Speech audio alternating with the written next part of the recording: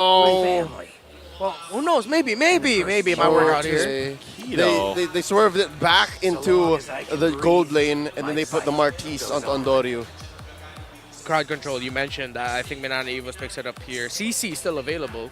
It's not the CC that they need, but it's the CC that might be okay for them. Wait, so what do they put in the roam? Oh, right. Excuse me. They That's just need a Infinite Barrels. roam. Yes. What is it? Whole lot of choices here. Cho, Franco were the ones that yeah. we mentioned. So all the remaining CC out there is reliable single target. Yep. Yeah. Basically. Oh, no. There was one we mentioned earlier that has AoE. Who said there are no remember. shortcuts in life? Oh, Chip. Oh, Chip? Okay, so I guess they don't really want to go for as much CC. They just want to burst people down. Yep. They just want to bring the team, is what they're going for. Because, again, if they do collapse down using that shortcut, Yeah. I mean, at least they have the Netherrealm available to them. And, but I think positioning, obviously, they'll have to be careful with that. Again, Nolan as well, positioning crucial on this, like he did in the previous game. So we'll see how that goes for it. Yeah, one thing I like about the chip is considering that the lineup of Omega looks quite divey, if they mistime it and Perkziva really holds on to the crash course that allows him to get that ranged basic attack stun, Yep. the AoE, that might actually be very punishable against Omega's lineup. Yeah, looking at both of their lineups now, it's both somewhat reliably dive, but they both have solid re-engage. Again, with Sumpak, he can play with his range. With Haze, he can time when he goes for the Shadow Stampede. But that aside, oddly enough, even with the Martis in the jungle, I actually like what Omega brought in. Well, let's find out here. It's come down to this, the final game for these two teams in the regular season. And it's game number 3, Manana Evos or Smart Omega. Coil, once again, on this Nolan pick. We'll see how he rotates against this Martis. We talked about the Martis pick earlier on. We'll take a look at the emblems here in just a second as well. How they fall into place. Anything standing out here? Yep, check in, save for the marksman talent on Sumpak. I think everyone just has the standard. It's 3 quantum charges on Smart Omega. And so far, we haven't really seen these combination of heroes the way they're put in now. Yeah. It's been a while. And that's why I love that we are in that phase of the meta where it's like, okay, you have so much room for variety right now. I feel like more than we have in a long time. Yes, there's still the often picks for the jungle, but even then there's a lot of kind of flavor that can pop up. And Coil, you can see it. That's Grand Theft Orange. Yeah, he's going for this invade on the jungle side. He might get spotted out, though. He does have some backup there from Kirk. So right now, he's finding a little more momentum on this side. Yeah, both junglers had to steal each other's orange. So they went balance things out. They got vertical jungling. Vertical jungling. Information went through, but ultimately, you know, with this chip, anytime we've seen a chip pop up, I feel like sometimes we're always waiting for that moment where, you know, you have that great shortcut play come in and they're able to turn things around. But I don't know what the win rate is of chip, but I know it's not anything amazing. But teams are still really trying to utilize this hero here. Now that this turtle is up, though, some level 4s online for both the teams. Chaknu does not have his just yet. They can go ahead and get it started here. Kirk working on that turtle first off. Has Coil here now. Okay, Andoryu close enough to get that retribution. We're gonna get it. There goes the coming in from the chip, but here comes the turnaround by Omega, but Manana Evos with their Netherrealm surviving through it all. And look at the sustain provided by the Veramis. Allows Coil to take down Andoryu. A kill from the Nolan onto the Martis. Hayes will not get the pull onto Chuck. Netherrealm, Veramis. Man, that was a very long fight. Not expecting even Coil to survive that, but he did. And it was such a long team fight that eventually, even Smart Omega's members that were surviving thought twice of, maybe I can re-engage. Maybe I can still fight again. Yeah. But at least this is a disciplined call. You already lost out on the fight, but you did get the objective. And looking at the way that Omega is fielded, the way that they're building it, Ukir needs a little more time. Even Andorio needs a little more time. This is where we're going to see how they... Oh, wait. They're fine. They're fine. How they're going to build this off-meta lineup. How they're going to build into a jungle Martis. Because already earlier on, Andorio was actually behind on EXP. So by getting a turn, at least he helps alleviate that pressure all the way across the board. And he's still down about 700 gold away from Coil. Circling Eagle. Coil really low here. Bang! He's at risk of getting decimated on by Andoryu. And he's going to be going for an invade. Mistimed there by Minana Evos in terms of checking. But there goes a bite onto that Martis by that Barris. Who's going to be able to get the purple buff stolen away by Andoryu with a retribution. And a kill too onto Perkziva. Omega aren't playing games anymore. They're pissed off. Yep, they Minana Evos had the right idea. They wanted to try to delay that or stall it out so Coil might have a chance to get back there, but Smart Omega able to pull through. Now it looks like this minor play of momentum that they built themselves, they might continue to put on pressure. Turtle's going to come up here shortly, and Andoru's already there in position. So this could very well be just a free turtle for Smart Omega here. As it looks like, okay, Chaknu will be enough. He gave him the information, and that's going to be the objective. Yeah, more than just the information, he bought time. An extra 3 or 4 seconds for Minana Evos to actually comprehend what was going on. And this is good for Smart Omega. They're actually recovering from that first turtle, despite securing it, lost a member. Now they're up on kills, now they're up on objectives. They were 1,000 gold ahead prior, and I expect this to go slightly up. Look at this first item build onto Andoryu. The Sea Halberd will definitely help against Perkziva, will definitely help against Kirk, and just pure raw numbers on here that definitely needs it. Again, you can't build tank items, or at least all tank items, on fighters no more. And for Omega, I like how they're playing around the Martis. We questioned the Martis pickup, but they're playing around it well. And also, fortunately for them, some rotational mistimings from Minana Evos have set it up so that Andoryu would actually get some good pickoffs or good opportunities for him for good kills. Perkziva and Simpak surprising Jome and Chaknu, but just sending them back. Okay, even using the entropy, they were looking for their own kind of initiation. Not going to find it. Kirk, though. Kirk really low, forced to use. That is welcome to get away. And Doryu not going to be able to get the decimation onto Kirk as he goes around. But here comes the turnaround by Minana Evo. Shortcut utilized. Surprise, surprise. Here's Minana. Wow. Are they going to be able to take down Doryu? But no, he gets away. And he flies into the arms of Chaknu's Matilda. Zigging and zagging. Again, as it is, Omega lost that engagement. Ryota died too soon, quicker than they could have expected to respond with. And again, the discipline call. Did you see how low those HP bars of Minana Evos were after they popped the Nether Realm? Yep. They definitely could have helped, especially with the Eternal Guard actually just swinging around. But instead, they just said, you know what? This is a losing fight. Let's play for the next turtle, and here we are now. They've slowly built back up from a 200 gold lead up to 400, 500, with a better position at this turtle now spawning. We'll see if they can actually grab themselves this one. I feel like Coil's in a pretty good position now, where if the rest of the team is able to get here, he's actually going to stay bot, though. Maybe just go for Ryota. Oh, sorry, Bogard flickering. Not going to be able to get past the wall, but he gets away from harm. No, actually, I may have spoken too soon. They're going to be going after the Who gets away? Chaknu with a save, and Omega gets the turtle with no contest. Come with me if you want to live. Basically, at that point. And this is why we wondered, you know, Matilda being open, especially for Chaknu, this is what's going to happen here, those escapes.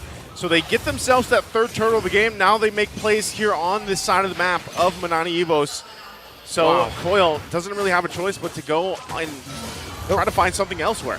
They grant that purple right there. Not much Coil could have done. Didn't even go for the purple on Smart Omega. Didn't even spawn just yet. A minute and a half until the next Lord spawns. First Lord of this game. Interestingly enough, it's Ryota who's actually pushing the boundaries. He never even went home. After barely surviving, he's the one who's willing to stay. He knows that he's that important of a factor for Smart Omega. The eat. Detonus welcome there onto Andoryu. Mortal Coil to get away, and he'll be safe. Chaknu again with another save. Okay. And to add to that thought that you mentioned about this Paquito, it's like after getting healed up by the Matilda, or those little shields and then a bit of regen maybe from hitting stuff, he'll just like, I'm safe. Sure, why not? I need to clear up this minion wave. And there you go. He never went home. Dude, he just stayed there. He's back up. He does not have to at this point. Perkziva sitting on a beacon.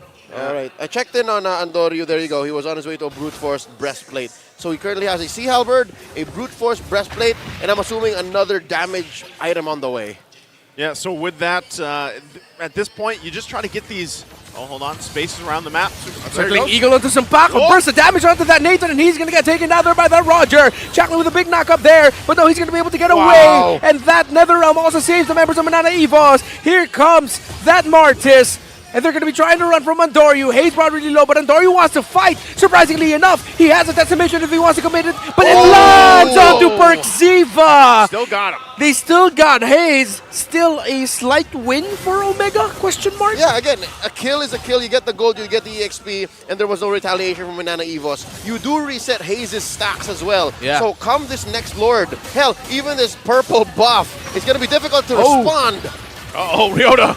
Oh, Coil secures his own purple buff, but Ryota gets punished. -1 for Omega, but Whoa, whoa, whoa, Retribution whoa. was forced out there. Omega's gonna rush the Lord without a problem, and they get it. A great read by OMG, knowing that Cole was forced to use his Retri. According to plan. I think Yeah. that's what I was trying to allude to, is the fact that Hayes would not be as welcome to pick the fight. Oh, is he going to be able to get away? NetherRealm just in time. Perkziva going in there with the crash course and the stunts as well. But Andoryu already committing the decimate. He's not going to be able to get the kill. But here comes Big J as a Roger, but he gets shut down there by that Barretts. That Roger, gold laner for Omega down. Okay, well, they find a little bit of movement here. The Lord is still going up on the top side. Smart Omega, though, with a little lead that they have. Manana Evos, look at the damage. My God, that burst from that Nolan. Oh, Kirk trying to get away. He does. Chaklu brought low. Andoryu, Ukir still pushing this out, though. Just providing space for Ukir to be able to free hit and just damage down the members of Manana, chipping away at their health. Bottom lane, Ryota pushing. All right, Manana Evos make quick work of this Lord, but it's undeniable they are going to lose more across the map. Tier 2, down bottom taken, mid lane inhibitor taken, mid lane tier 1 taken as well. And so far, I think it's been, what, 2 or 3 spawns now that Coil has got his purple. Yeah, he's he's having to fight for it, but I think that's similar to what we saw in the previous game, where he's gonna have to do the work here. And okay, he finally gets this one, so he grabs that one. But you already saw the damage. It's respectable from Smart Omega to deal with against the Nolan. And really, when it builds up to it, when the team fights break out, I think you will see Manana Evos get in a better position to actually contest the next Lord. So they've got about a minute and a half to farm as much as they can and hopefully not get picked off. Dear God, Big J just built a Blade and Spare, a Sad Sword on a Roger. So all the more, it's going to stack up. Oh. Whoa, whoa, whoa. Okay, burst of damage there from Coil onto Andoryu. Able to get out of there, though. The pressure from Omega onto this orange buff. Dancing for the orange Coil, gets it without a problem. Chaklu circling Eagle. Bumps into Perkziva. Chaklu forced to flicker away. Already entropy committed by Sumpak. But just both teams. Stalemate. Yeah, and that's what I'm saying, for Manana Evos. Really, you have about less than a minute now to just get what you can and get prepped up for the fight.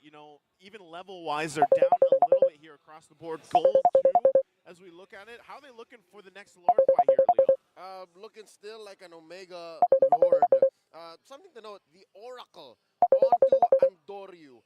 It's going to help when Chakru starts pulling him out with the Circling Eagle. Circling Eagle Guiding Wind. and the Guiding Winds. He gets extra shields from that. As well, the lifesteal you get. Oh, no. Oh, Ryota just gets jumped on. Surprise, surprise by the members of Manana Evos. -1 again, but MNNE, can they build an advantage out of this? Last time it happened, they weren't able to. Kirk misses the death on his welcome. It looks like he's going to get punished. Knocked up there onto the Barretts, and the Barretts is brought down really low, and he gets taken down. And pulled back by Hayes. The damage. Here comes another round, but here comes Jome as well. This does not look good for Manana Evos as Jome is clawing and scratching. Make it 2. Will it be 3? Yes, it is. Hayes will be the maniac. Another maniac for this weekend of MPL action. Call him the Big Janiac. Big Janiac. Man, what a play, and he's still going. Lord's up here. No way, will it be a Savage? Is he gonna try? Nah, he's not. He's gonna roll on out of there. I mean, he tried. He stayed. Yeah.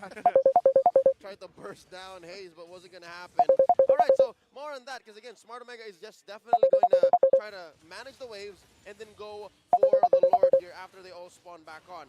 More on the items here. Again, the direction of Andoryu to go for the Oracle, again, helps with not just the shields from Chaknu, but as well his own Impure Rage. He heals a little bit more, given that Martis does not have mana, so he heals from that. Yeah. Oh, yeah, that's true. So, even with that, Ryota's still going to park himself, put pressure there. Even though that whole exchange happened, they don't want to commit. They don't want to overcommit to this Lord just yet. They can buy them time. They can buy themselves some time. They can deal with it.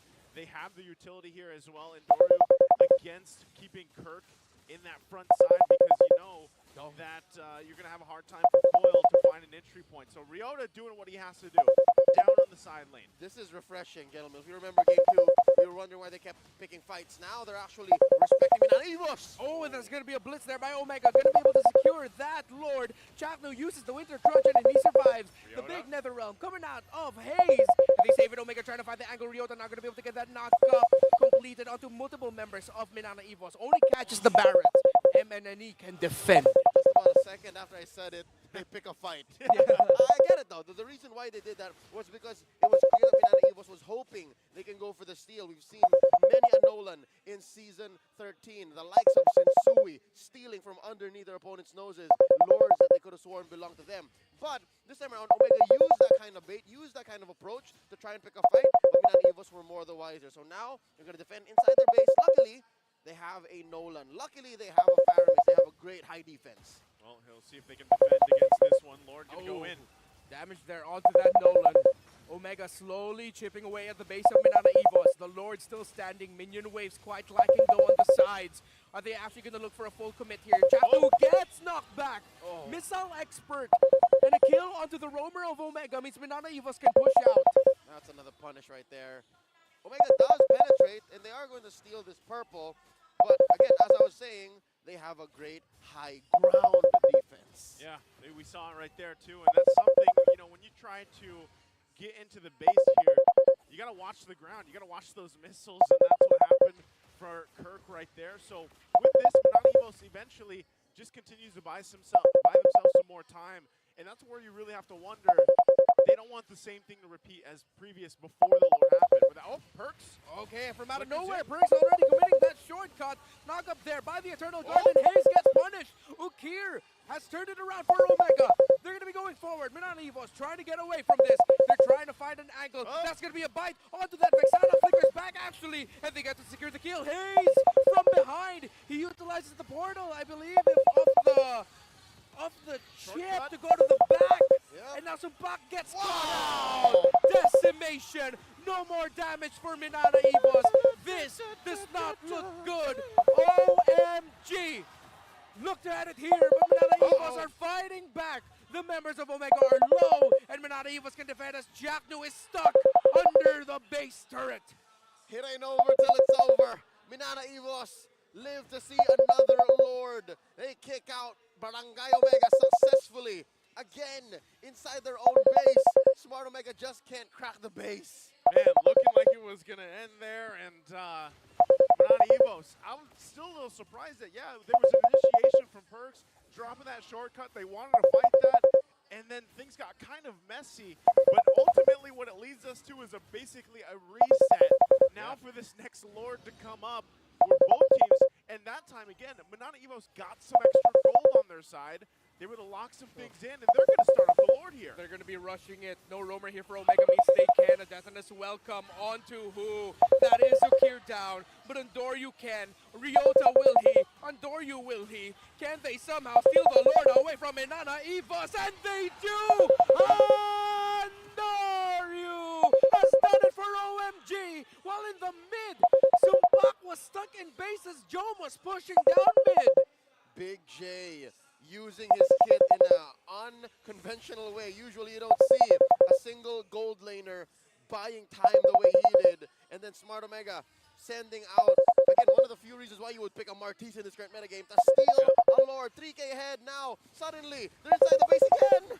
Entropy committed. Just to clear up that Lord. Omega, they're just clearing up waves. They don't have the exact minion waves there, but the shortcut ultimate coming out of that chip. Jome Broad really low there. Andoryu already committing that decimate. The Deathness welcome finds the mark there. The big Nether Realm coming out of Haze. Ryota coming in for the flank. Jome goes down. No more damage for Omega. Hey, like you said, the high ground defense is good, and they do it again. Minana Evos, how many times can they replicate that? Yes, the damage dealt here is in Jome's favor, but you can see them inching closer and closer up to the top here. Manana Evos now at this point have whittled down that gold lead that Smart Omega held on to for so long. And as we get closer to that 20-minute mark, this is where things get a little iffy for Smart Omega not to let things slip further out of their hands here. So what can they do? How can the adjustments be made? It looks like they're going for perks. Uh-oh. Oh, big action coming up from Manana Evos, and Omega committing with a guiding wind to get away from it. Oh, the detonus welcome there actually from Kirk misses onto Andorio. Cobra really low. Ryota making his in way. a difficult spot. That's going to be Paquito down. And Andorio and Jack New gets knocked back by the missile expert, but he gets to flicker away. Jome trying to find an angle, but he decides to get on out of there. Way too risky for Omega to continue fighting this out. They're happy with the pickoff on Ryota. And again, with the mobility spells and the dashes. Oh, wait, we're not done. We're not done.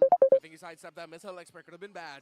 Oh, there's a lot of side steps that went down. I'm pretty sure there's some frustration settling in Kirk, wherein he missed the detonus welcome, he missed the missile, and even Hayes trying to go for the Shadow Stampede, pulling them in. All of these, both these teams, Smart Omega, Manana Evos, wait.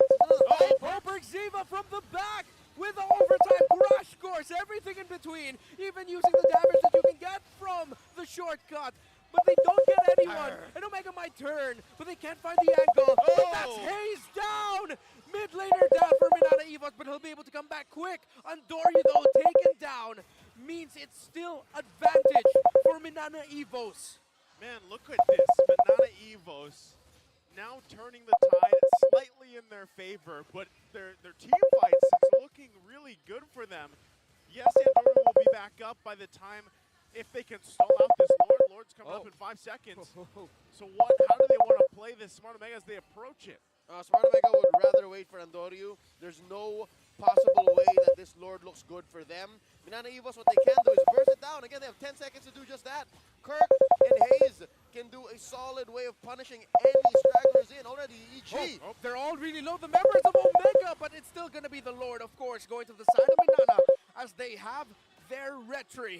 Now Omega, it's their turn to defend and hold. Yeah, no chance in hell Omega could have stolen that unless something went very, very wrong. Looking at their lineup, it's just a burst from Ryota or maybe a well-timed EG that could have definitely stolen that. But Manana Evos, they played it very fundamentally, closed up all of the gaps, and now they have a Lord marching up top, and they have a lot of work to do in mid and in bottom. The only thing that's going well for Smart Omega is the fact that they have the minion wave advantage, and they still have their inhibitors. Mid lane has all been cracked for Manana Evos, so that's something that they have to protect very much. So now they're looking for another pickoff, not looking for Ryota. Yeah, I think now you have to see how's the defense, the high ground defense from Smart Omega with this lineup.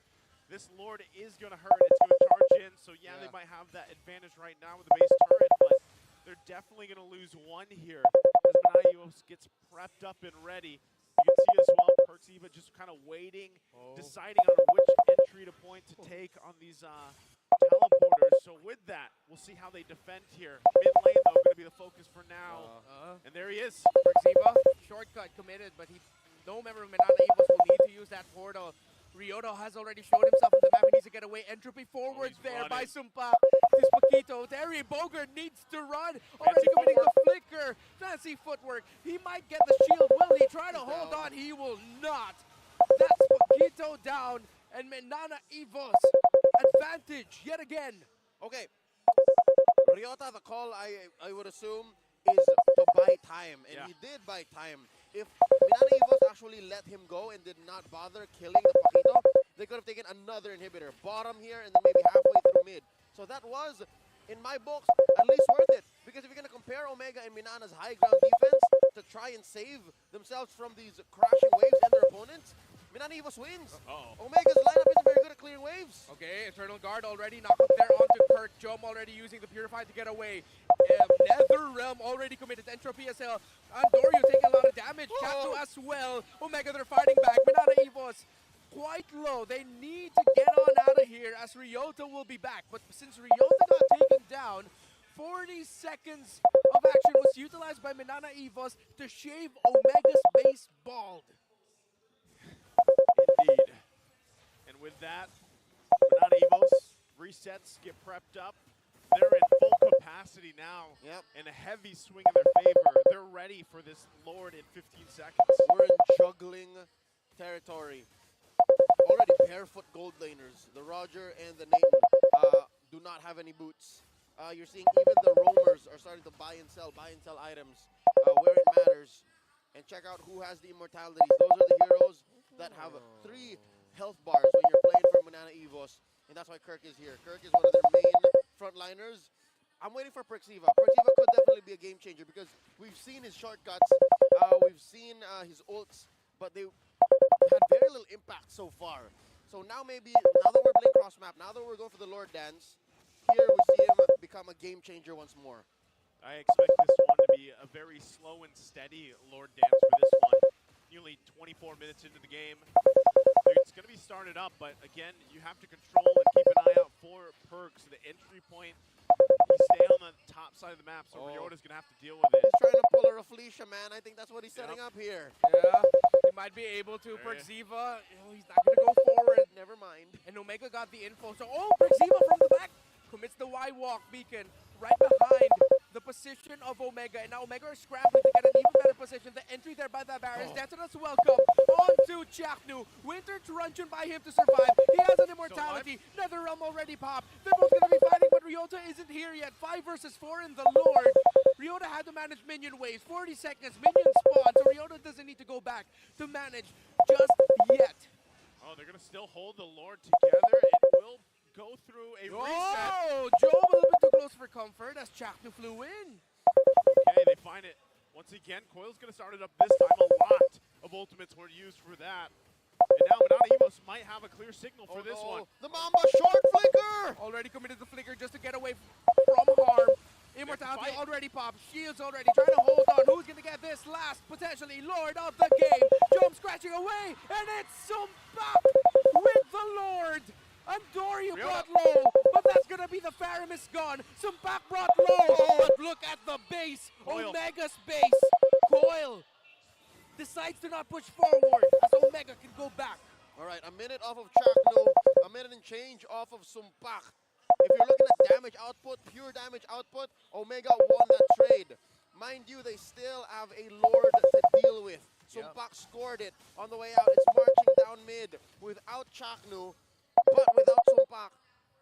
It's anyone's guess. Something tells me Omega have to play this very, very specifically to survive this evolved Lord 25 minutes in. Very beefy march into the base here. They have to deal with. Perk's going to use that conceal once again. Omega still needs to buy a little more time. 18 seconds for Chaknu. Can they make quick work of the Lord? They find Ryota in the shrub, trying to find a big gank angle. Kirk brought down to 50% health. The damage from the Eternal Guard, the damage from that Vexana way too high. The wave clear of Omega made that defense look easy. Again, key to that defense was the fact that Sumpak was not around. Smart Omega's defense, the way they clear waves, it's very committal. They have to be in mid to short range compared to Manana Evos, who can hit it from afar, who can hit it via drive-by. And the fact that it was timed well, Sumpak was dead, Omega were defending for their lives. There's a reason why we're seeing another Lord coming in a minute and a half. That one, even again, if you just kind of break down what we saw from the last Lord Dance. Yeah, and the music was going because, and that's the thing, man, Perks was trying to make a play, like you guys mentioned. He even used that conceal, but there was just a back and forth, and unfortunately for Chaknu, the flicker was a little bit of a blunder there for him, and it caused them a forced fight, and they could have probably dragged that fight out, or that dance a little bit longer, but because of that, they had to fight, and now they find themselves in this position once again, dealing and just kind of waiting up for the next Lord. But we always have to talk about the advantage that Manana Evos will have, considering they've only lost that one turret in that mid lane. So now for Smart Omega, it's like, all right, Ryota, most likely you have to manage what's happening in the base. We cannot let any of these waves really push in, and that is management in itself here. Yep, and the more time that we were waiting for... Oh, wait, what? Whoa, everyone from Manana Evos went in, but they can go back through that again. Oh no, they decided to cancel it because they saw that the Barrets were spotted up in the members of Omega. Winter truncheon by Chaknu, knocked up there, coming in from the Eternal Guard, but that's going to be Chaknu down. NetherRealm committed there by Manana Evos, and this fight looks good for them to take. Stunned onto Jome, but Jome can get away, and Dorio might not, but he does. Manana Evos will be able to get this floor without a problem. Shaknu a minute out. As I was just going to say, the more that this gets delayed, the more time for Hayes to get stacks back up and afford a 4-second death timer. That's what's been making it so difficult for Omega to clap back. The fact that even if they thought the numbers were for them, Hayes just pops back out. And now with the numbers disadvantage here, Manana Evos looking clearly to take this unless something amazing can happen, some miracle. Oh, here we go. A miracle can be found. Adoryu Retribution is the only tool that he has here to somehow take this away from the clutches of Manana Evos. But no, the Nolan says, it's mine. Coil says, it's ours. And that's going to be Tetanus. Welcome on to Hook here. That's the mid laner of Omega down. No more Vixana, but the mid. Watch out for the Roger. But the minion waves are out. The Manana Evos can get on out of there. Ryota finds Hayes. He's going to try and chase this Faramis down. Ryota will try to fight, and he will get away. Unless the damage flicker! Pops the immortality. Ghostbusters! And the damage of the Stampede. Hayes with a play. Okay. Who are you going to call? Ghostbusters. All right, 3-man defense here. Jack New is back. Circling Eagle finds Sumpak. Wind and Nature committed onto him. Jom going forward. Jom tracks it. He was able to use the Lycan Pounce in time, and that's Nathan going down. Ryota and Ukira are down still for Omega. Jom trying to get away. Saved by Jack New. Emanada Evos. Still, they have eyes set on ending it here. They don't have their marksman, but neither does Omega. And Manana Evos in 3 gets the dub. What? Look at Perks. A series here, and what an appearance, a debut for Coil and the rest of the gang from Manana Evos. That was almost 30. Yeah. Both teams were pushed to the limit.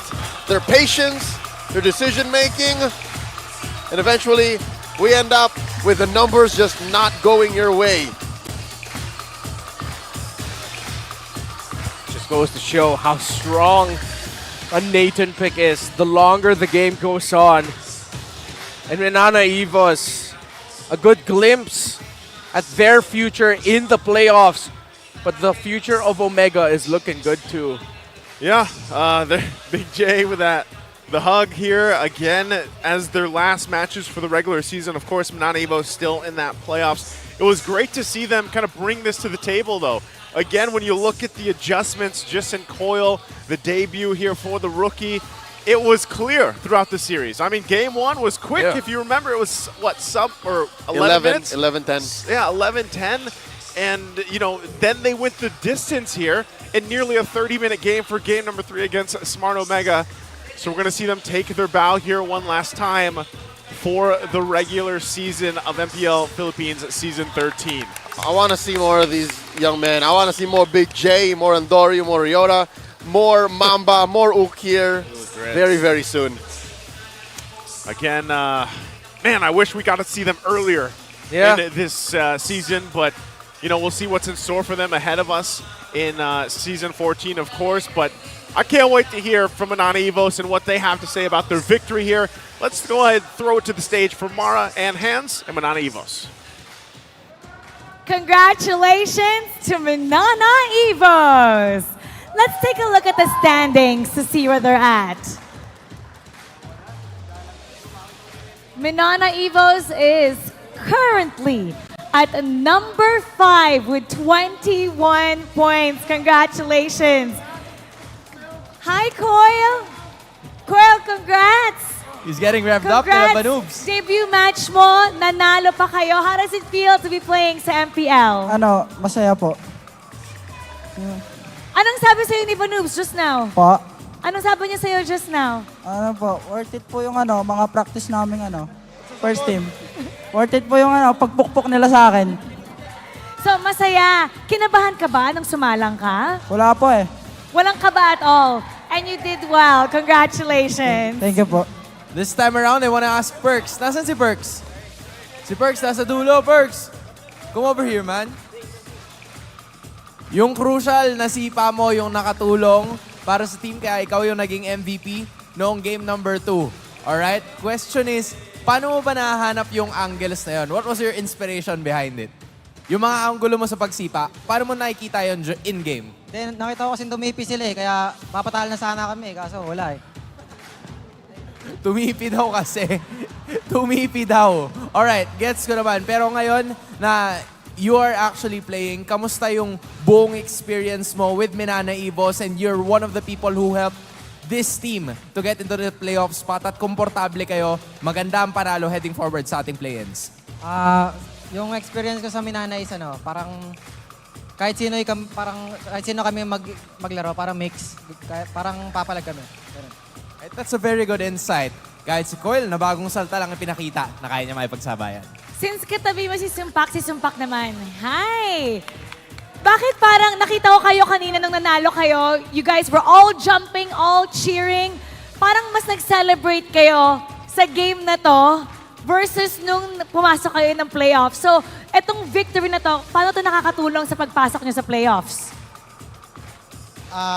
Kukunin namin tong momentum dahil sa...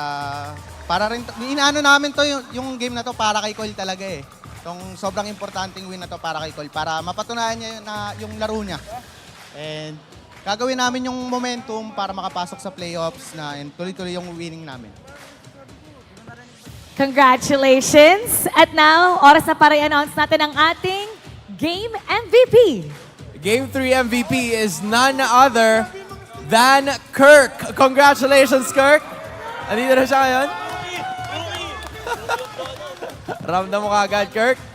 Message mo naman sa lahat ng sumusuporta sa Minana Evos and para sa paparating na play-ins din dahil makikita natin kayo doon. Siyempre, salamat po sa pagsuporta. Sana patuloy niyo po kami pagsuportahan. Suportahan niyo rin po kami sa playoffs. Kita-kits. Kita-kits, and we will definitely be seeing them. Once again, everybody, the winners, Minana Evos. You may now take your bow and take your walk of victory. Congratulations to Minana Evos. Very evident, sobrang saya nila. They're picking each other up, jumping up and down.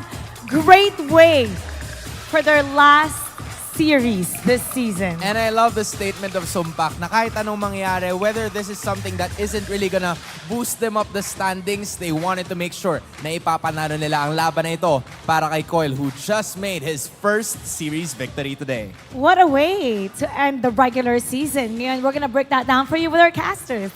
Casters, pasok. Thanks so much, Mara Hands, and again, Minana Evos. And again, to even Smart Omega, as they rounded out both those teams at their last matches of the regular season.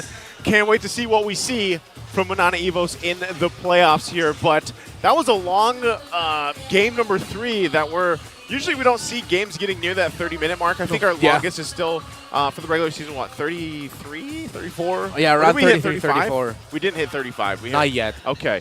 And, you know, again, it was a great series for them to kind of round things out here. And let's see who the MVP here is once again, as it was announced on stage as well. It's going to be none other than this guy right here, Kirk. The big guy. The big guy. It's Kirk on the Barats, the swerve Barats in the XP lane, which was crucial at every single point. Again, as soon as he hit level 4, was threatening the Detna's welcome on objective takes.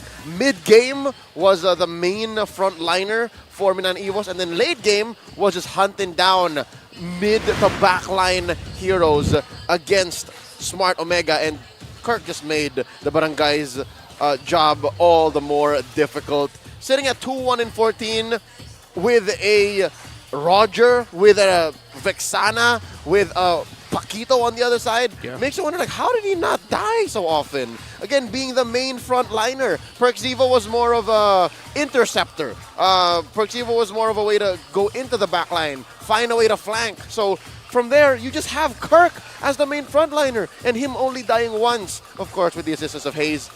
This is a team game, makes it all the more impressive. Again, to think that at 15, 16 minutes, Smart Omega had the potential to end it, makes this victory all the more sweeter for the Hokbo. Think about this again. In Game 2, they did the same damn thing. And in these Lord fights, in these tight spaces, is where Kirk wreaks the most havoc. You see that he started with a kill, held the Detna's welcome back. Whoa, y'all see that? That was the Detna's welcome spit out, fade away. 360 no look. Yeah. I mean, there was a look, but clearly, Kirk was styling and profiling. This wasn't the only time he's done this. This is not the first time he's done this, even on broadcast. So you can tell that this young man has a bright future in front of him. Can't wait to see more of him in the playoffs, where we're looking at the last moments of game number 3. Again, if I'm remembering correctly, I think we only have maybe a good 4 or 5% of our games hitting this upper limit of times, because a majority of our games still fall under 15 to 20 minutes. Yes. Yeah. And that's like 55-60% of games in Season 13. Now looking at the emblems once more, if you plan on playing the Barats in the XP, this is what you put on. Tenacity, Extra Health, Tank Emblem, and then Concussive Blast. Now you know. Now you know. And, with this, again, when you get to this point of the game, that 30-minute mark, those lore dances are crucial. And I think even when you look at it, the way that this chip was utilized this time, because we kind of talked about this a little bit leading into the game, where the shortcut is great. Having those teleports around does help. But still, I think a big factor for Manana Evos in those later Lord dances were the fact that earlier on, they were full to make the base bald, as Renmar put it. Yeah. They got those base turrets down, and they had that little advantage of, okay, Ryota's got to be there. Because if you look at those last fights, Ryota was a little bit too late to the party to join in those fights, and that kind of, unfortunately, they weren't able to have enough firepower for that. It was always the late entry Yeah. for Noe Makasa.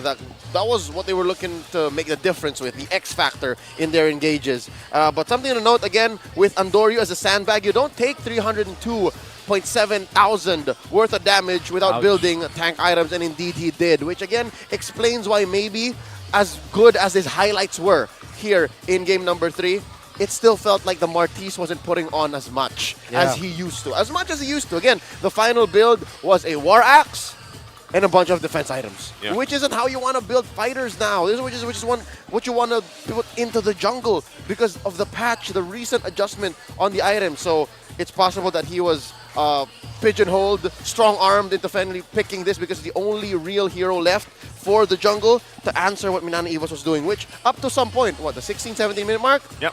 Was looking good. It was working. But at some point, once Manana Evos had a better read of the tempo and a read of where they were putting their heroes, Manana Evos checkmated Smart Omega. Well, we get a look at the standings here once again, falling into place. Again, as the week is getting closer to being concluded, the regular season here is being closer. And ahead of us, we've got a very interesting matchup again because as you see, place 1 and 2 there, AP Bren and Echo. We're going to find out who is going to lock in that number 1 spot. I stand corrected. Earlier, prior to this match, Blacklist has already surpassed Manana Evos. So even there, even in 5 and 6, it was a tight race. Yeah. And that will dictate where you land in the playoffs. Yeah, they're still going to be facing each other as 5th and 6th. I will have to double check if... Where they... Yeah, if higher placement means if you're like home or something. We'll have to check. We'll have to check. We are going to take a short break here, the Wee Bear Bros, but we're going to throw it over to Antianara to go ahead and break down some happenings that have happened here this week.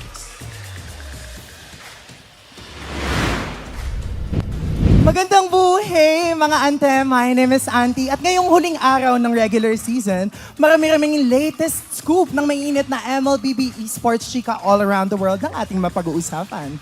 Dito lang yan sa Ang Chika with Antianara. Unang destinasyon, Indonesia. BTR, pasok na sa playoffs ng MPL ID Season 13. The past few weeks, alam niyo naman na pag-uusapan na natin si Eman at ang Bigatron Alpha. Ngayon, one step closer na sila to fulfilling their MSC 2024 ticket after being the first team to secure their playoff spot.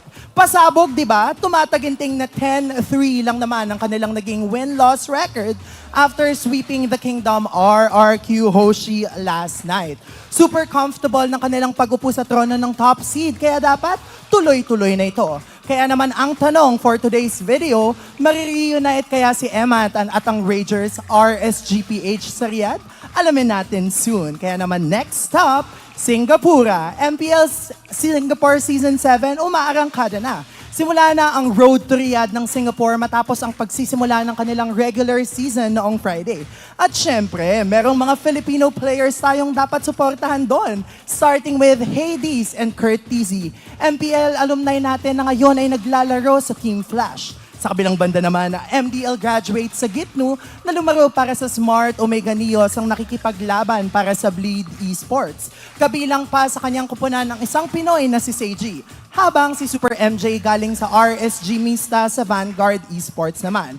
Kasama niya ang isa pang Pinoy na si Salem. Kaya naman sabay-sabay nating isigaw ang hashtag Pinaslang Malakas. Kaya magpaandar kayo dyan at kita-kits sa Riyadh. Sunod na biyahe, North America. GG at BTK makikipagbakbakan sa Vegas para sa MSC Spot. Tuloy na ang Grand Finals ng North America Challenger Tournament Spring 2024 sa pagitan ng Gaimin Gladiators at Bloodthirsty Kings. Alam nyo ba, bonggang-bongga ang bakbakan ng dalawang koponan ito dahil sa Las Vegas ito gaganapin. Kaya naman manood tayong lahat ha. Kung sino man ang magwawagi ang siyang magiging NACT representative for MSC 2024. Kaya naman to everyone out there, galingan nyo at itodo ang MLBB action. And finally, mga ante, ang huling biyahe, Brasilia. RRQ Akira, Riyadh bound na. Kumpirmado na ang unang team na lilipad papuntang Riyadh pero hindi sila magpapakalakpak, mga ante. Walang iba kundi ang Kings of Brazil, RRQ Akira ng MPL Latam. Bagong scoop lang ito kasi kaninang umaga lang ito nangyari. Pinanalo ni na King, Tekashi, Sagan, Gusta Lagusta at Blink ang kanilang ticket matapos ligwakin ng NTT7 sa Grand Finals. BO7 ang serye at nagwagi sila sa score na 4-2. Talk about a super long series. Kahit first season ito ng MPL Latam, undefeated pa rin ang RRQ Akira sa mga qualis ng kani-kanilang region. Nakakaloka sila. Ayaw magpakabog. Kaya naman siya, galingan nyo sa MSC 24 at Kita Kits sa Riyadh. Hi! Super saya ng lumipad all around the world. Kaya naman mga ante, nakikinig kami sa mga hanas nyo sa mga community groups ha. Kaya kung meron pa kayong maiinit na MLBB esports scoop all around the world, spill the tea, okay? Itag ako kung may international chika kayo para masubaybayan natin yan. Tutok na sa ang chika with Ann Canara. Sa ating pagbabalik sa MPL Philippines Season 13, susunod na ang Superstar Match of the Week sa pagitan ng AP Bren at Echo. Kasing init ng labanang ito, ang init dito sa Pilipinas. Kaya naman, drink your water, MPL fan. Huwag kayong aalis at tumutok lang dahil MPL Philippines Season 13 will be right back. The 13th season of MPL Philippines is brought to you by the following sponsors. Smart, the official telco partner of MPL Philippines Season 13. Infinix GT Series, outplay the rest. Experience the MPL PH Season 13 action live at Shooting Gallery Studios. Tickets are now available on our official ticketing partner at /event.com. Don't miss any MPL PH action by following our official Facebook page and subscribing to our YouTube channel. Follow MPL PH on TikTok as well for more content. And don't forget to like, follow, and subscribe to the official accounts of MDL Philippines. To ensure the equality and fairness of our games, MPL Philippines is also monitored and supervised by the Games and Amusements Board.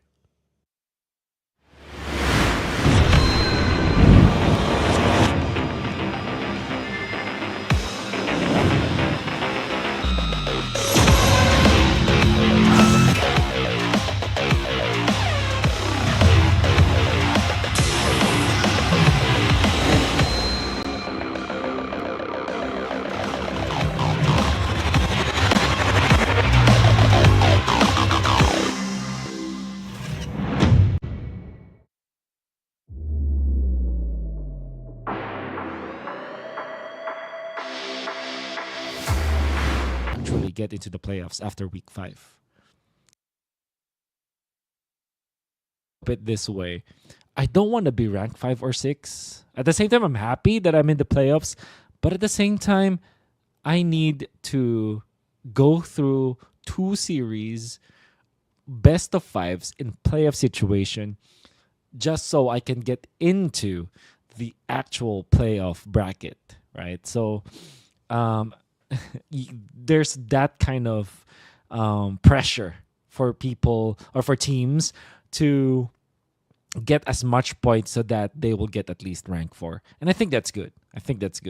So, for just to sum it up, here's what happens. And for maybe for all of the listeners right now who aren't looking at the video, so the gauntlet format looks like this.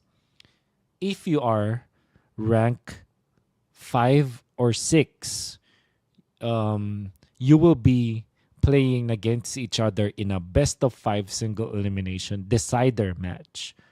If you do survive, you're now in second match. All right. So match 2 is rank 4 versus the winner of rank 5 versus rank 6. Now, this match is another best of 5. And what happens is that if you win, now you're in the actual playoff, the double elimination part of the playoffs. So what does it look like? There is already rank 1 waiting for the winner of match 2. And like I said, match 2 is rank 4 versus either rank 5 or rank 6. In that same bracket, you have rank 2 and rank 3 going up against each other. That's already set up. So if you are third place in the group stages, you already know that you're going to be facing up against the second placers. Now that's a double elimination bracket from then on. And it's pretty simple. Winners face against winners, losers face against losers after round 1. And then the lower bracket is already a decider. It's a do or die. Then we get into the finals, where it is now a best of 7. Right. So I do hope that you understand what I just mentioned. And I hope that I made some sense, even when it's like, I took a lot of time explaining it, but I generally like it better because there's a lot more at stake, and we really get to test. The mettle of the teams in ranks 4, 5, and 6. At the same time, it is more rewarding now to get to top 1. It's more rewarding now to get to top 2 and 3. And there's some merit for getting top 4 compared to 5 and 6, which makes it so that points matter so much more. All right, I'm going to get a drink. Okay. Now in comes another important part of the new format and point system for MPL Philippines, which is actually I try my best to make a good point here, but I think this is the time where you guys need to really look at the screen. But I'll try to still do it audio only friendly. Okay, here's what we have. All right, before the point system looks like this. People or teams will be facing up against each other in a double round robin format for 7 or 8 weeks, sometimes 6 weeks. And what generally happens is you will get 3 points if you score 2-0. And if for the winning team you get 3 points, for the losing team you get 0 points. Now if it's a 2-1 series, the team that wins only gets 2 points, but the losing team gets 1 point at least, right? Now the format has changed. No matter what the manner of you winning a series, be it a 2-0 or a 2-1, you get 3 points. And the losing team will only get 1 point if they actually get 1 point. If it's a 2-1, you get 1 point. But if it's a 2-0, you get 0 points. So what are the main implications of this? It means that winning a series matters so much because you get so much points. Before, if it's a 2-1, you only get 2 points. Now, it's a solid 3.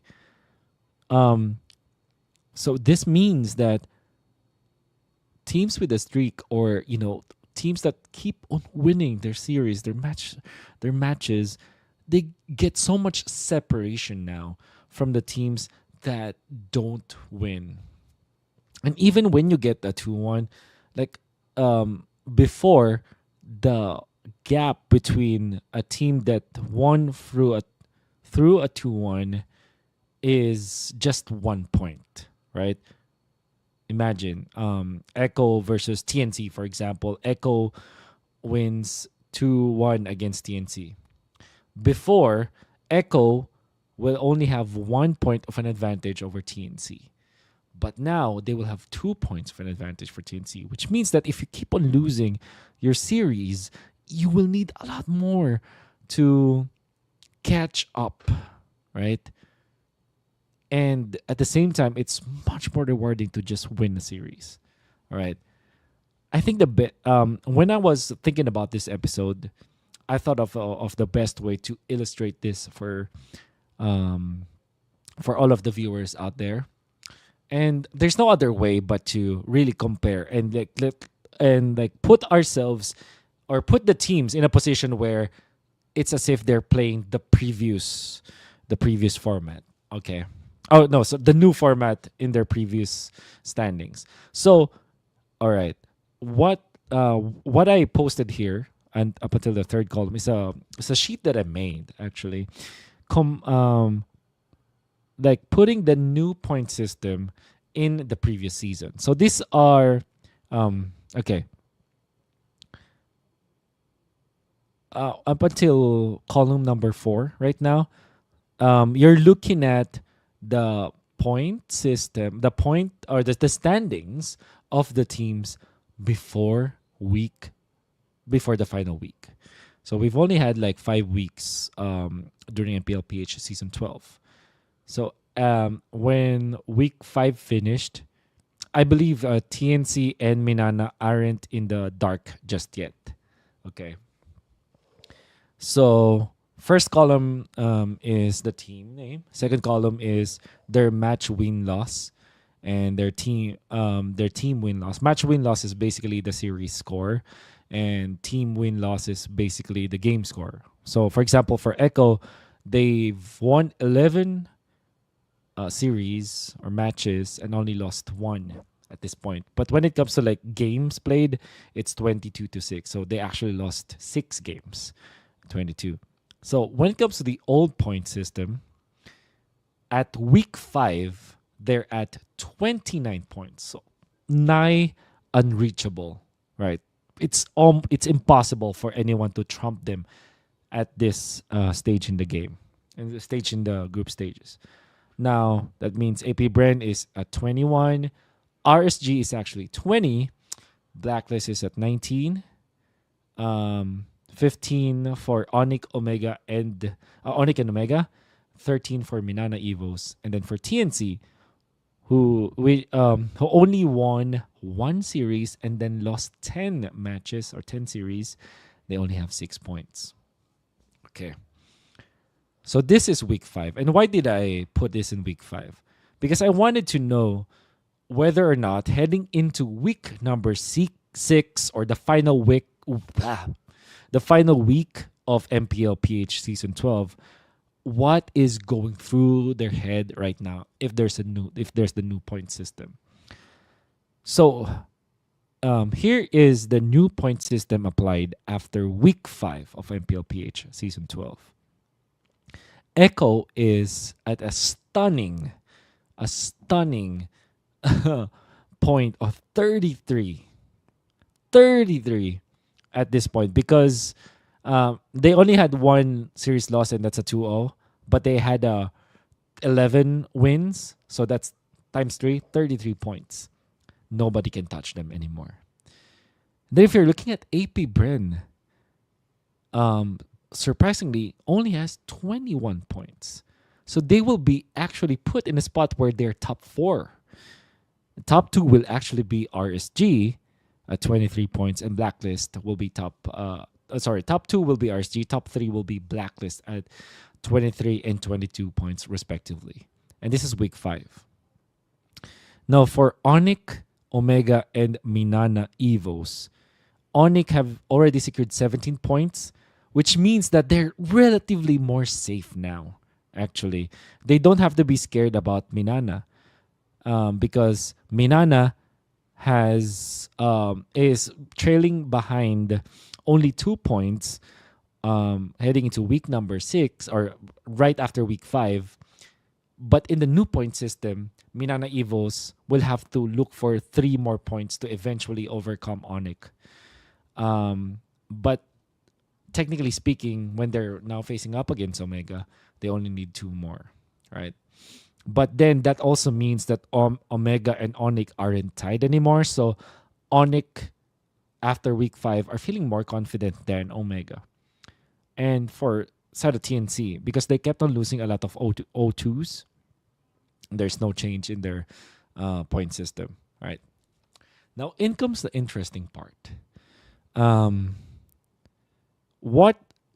So at this point, like TNC has 3 more matches heading to week number 6, right? So 3 times 3 is 9. So 6 plus 9 is 15.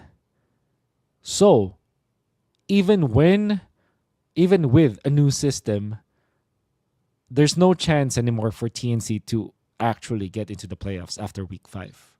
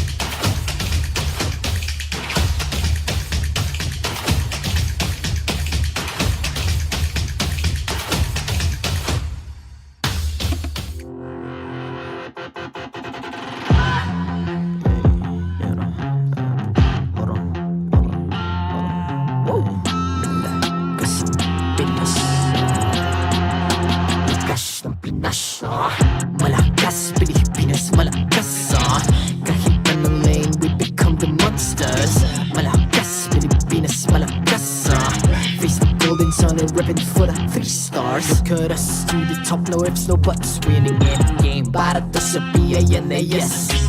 Di mo matitin ang aming boses sa new level. Nasa kalye man o mobile, you know I become a legend. Open fire, we unite, we winners. Built with pressure, like diamonds are made of.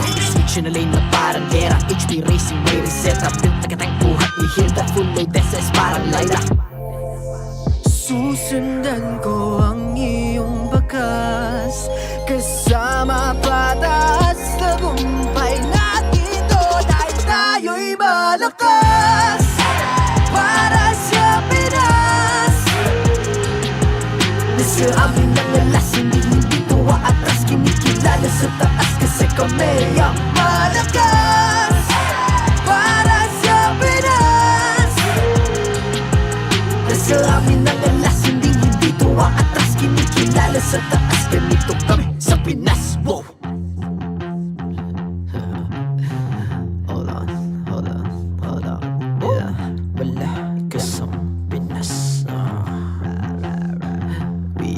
Laging every beat, no surrender nor retreat. Pag nagsama-sama, just imagine what we can achieve. Laging every beat, no surrender nor retreat. Giving 100 all my all, cause we just cannot be defeated.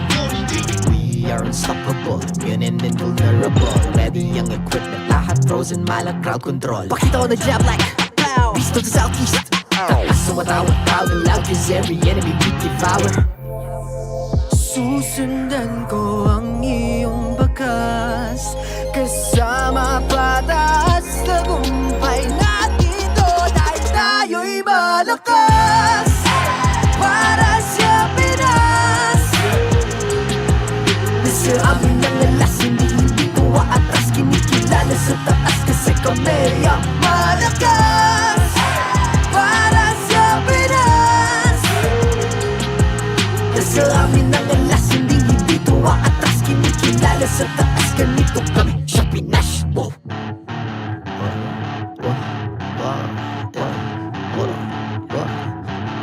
Malakas, Pilipinas, malakas. Kahit anong lane, we become the monsters. Malakas, Pilipinas, malakas. Face the golden sun, I'm repping for the 3 stars.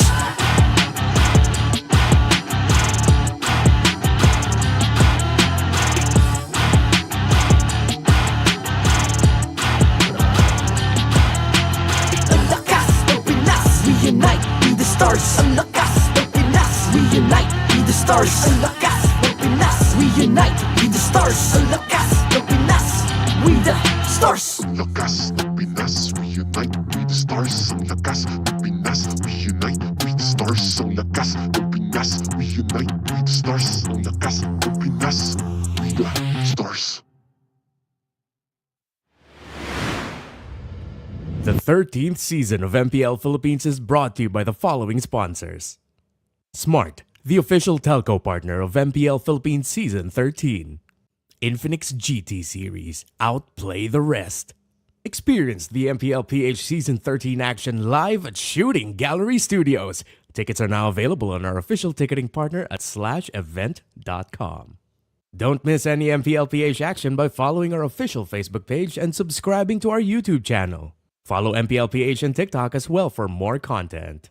And don't forget to like, follow, and subscribe to the official accounts of MDL Philippines. To ensure the equality and fairness of our games, MPL Philippines is also monitored and supervised by the Games and Amusements Board.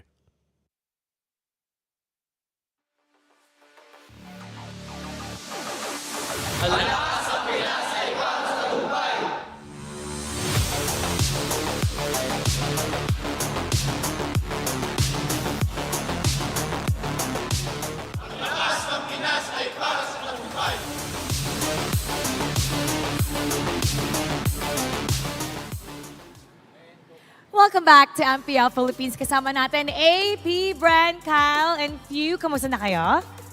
Okay naman po. Okay naman. Okay, meron tayong question of the day. At sa lahat ng ating mga manonood, pwede rin kayong sumagot. So, sino ang gusto nyong makaharap kung sakali kayo ay makakapunta sa MSC? Ikaw muna. Kung mag-qualify kami sa MSC, ang gusto kong makaharap si yung RRQ. RRQ. Indonesia. Bakit RRQ? Nung sabi kasi ni Coach Bren, babawi siya sa amin sa MSC pag nag-qualify kami. Tapos, ayun, gusto ko ulit siya makalaban. Si Coach Ran. Okay, dahil kay Coach Ran. Ay, ang galing ni Coach Ran, ha? Ikaw naman, Kyle, sino? Sa akin yung SRG, Red Giants, Malaysia. Is there a specific player there na gusto mong matapatan? Wala. Gusto ko lang namin makatapat sila if ever maka-qualify kami sa MSC kasi ang lakas nila ngayon eh. Parang nagdo-dominate sila dun sa sa Malaysia ngayon eh. Wala pa silang talo. Ang gusto mo is to face a really, really strong team. Opo. So out of all the international teams, sila talaga yung nakikita mo. Nobody from other region sa Malaysia yung gusto mo. Wala po. Lang po. SRG lang po. Okay. Kayo, sino ang gusto nyo makatapat nila sa MSC? Write it down below. At ngayon, pupunta na tayo kay Hans. Hans, pasok. Nalaman na natin kung ano ang kasagutan ng AP Brand. This time around, in Echo side, kasama natin si Carl TZ at si JP to ask the same question na nakita natin kanina. Carl TZ, kung papala rin na makapasok ang Echo sa MSC 2024, sino ang gusto mong makalaban? Sa akin po, BTR po. Kasi nakaka-scrim din namin sila, sobrang lakas nila. Alright, so for Carl TZ, Bigetron Alpha. No-brainer. Partners, and at the same time, nakikitaan nila ng lakas. Right? JP, para sa'yo, sino gusto mong makalaban sa MSC? Sa akin po yung Onyx ID po. Onyx ID. Onyx ID, of course. Bakit Onyx ID? Sila po si last champion ng MSC. Alright, and they wanna make sure na makalaban nila with a stronger form para sa Echo. Thank you, Carl. Thank you, JP. Oras na. Casters, pasok. Welcome back, everyone. And once again, it's us, the We Bear Bros. And we're here to bring you the action between AP Bren and Echo. It's me, Naisu, Renmar, Leo. You grew a little taller. How we feeling? I'm fine. You say something. Wow, it's suddenly, just caught me off guard. They just grow so fast. They do. And let's take a look at the headline here for these two teams. It's about the manifestation of victory between, again, AP Bren and Echo, because these guys, two world champions. They'll now face off in this star-studded showdown for us today. First up, we have a showdown between the two XP laners, of course, Sanford and Flap TZ, but there's a lot here that we can compare. Take us through it. Shout out to our one-woman graphics department who brings out these bangers week after week. And I really love that Flap TZ and Sanford are the one getting focused here, yeah? Yep. Sanandeng. Looking at Flap again, it's been a better season overall for AP Bren. And again, Flap TZ is currently on his prime run. Look at how he trumps Sanford, save for average kills. And mind you, it's not like Sanford is not as diverse of XP laner as Flap. Check it out. He has the exclusive Masha, Barats, and Benedetta in the XP. But weirdly enough, Sanford hasn't really rocked as much Terizla, Paquito, or Tams. Oh, but this one brings out the fanboy in me. Yep. The idol ng mga kids and the young GOAT, the history between these two. And there was a fact that was actually brought out to us during our pre-show briefing. Match 1, Carl TZ actually just overtook Few. But they're literally just a game apart in terms of the total match 1 in their careers. And, again, when we look at these two teams across from us, you can almost do this with pretty much every lane. Everyone. Yes, the fingers up. What is it? Here's what's interesting. Expect the total kills and total assists to actually switch up because Carl TZ has gone into his tank jungler era. Yeah. Remember what he said? I want to be the one with the most damage taken. And then eventually expect for him to say, I want to get more assists. I want to help the team out. I'm expecting those stats to be in flux. I call that character development, right? And as we look at this back in week 3 for day 3, the first matchup here, we see that it was a great matchup. We were waiting for this. I remember us talking about this as well. And it was a 3-game series. And even if you break down the stats here, things really fell into place. And that, again, Super Marco performing really well in the gold lane. Yep. So, who do you think will win this match? Is it going to be Super Marco? Is it going to be Benny Cutie? Is it going to be AP Bren or Echo? Tune into the official YouTube stream, subscribe to MPL Philippines YouTube channel, and comment hashtag APBR or hashtag Oh, that's Echo with your game and server ID for a chance to be one of the 4 winners of 1,000 diamonds. I thought you were going to tell him 1 diamonds. No. It's plural. 1 diamonds. Times 1,000. Diamonds times Hey, 1,000. go ahead and let us know who you guys think is going to win. Again, 4 winners. Yes, that's for the international viewers as well. Now let's welcome our marshals once again for the fairness and integrity of the game. These guys are here doing an amazing job, and it's our boys, Jeff, Albert, Patrick, Wilbert. You know what? I talked to Patrick earlier. He told me he grew up with a cat named Nostradamus. Whoa. Good to know he's part of the family. But now, let's welcome out the teams.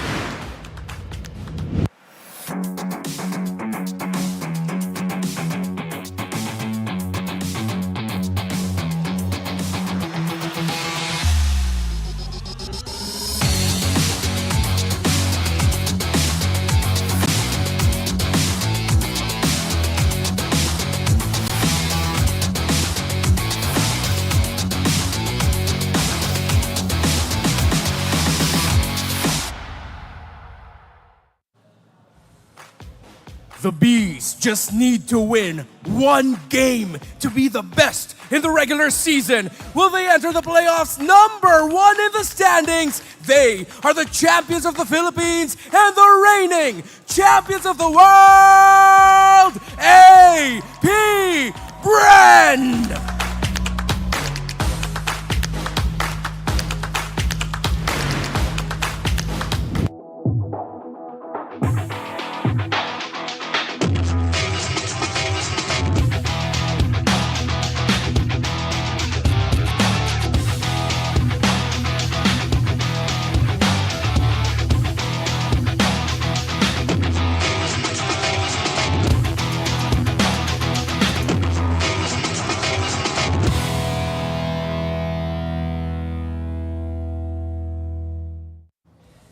The Echo Express makes its final stop in the regular season. Will their final destination be top 1 in the standings? Can they sweep AP Bread? Get loud and proud for Echo!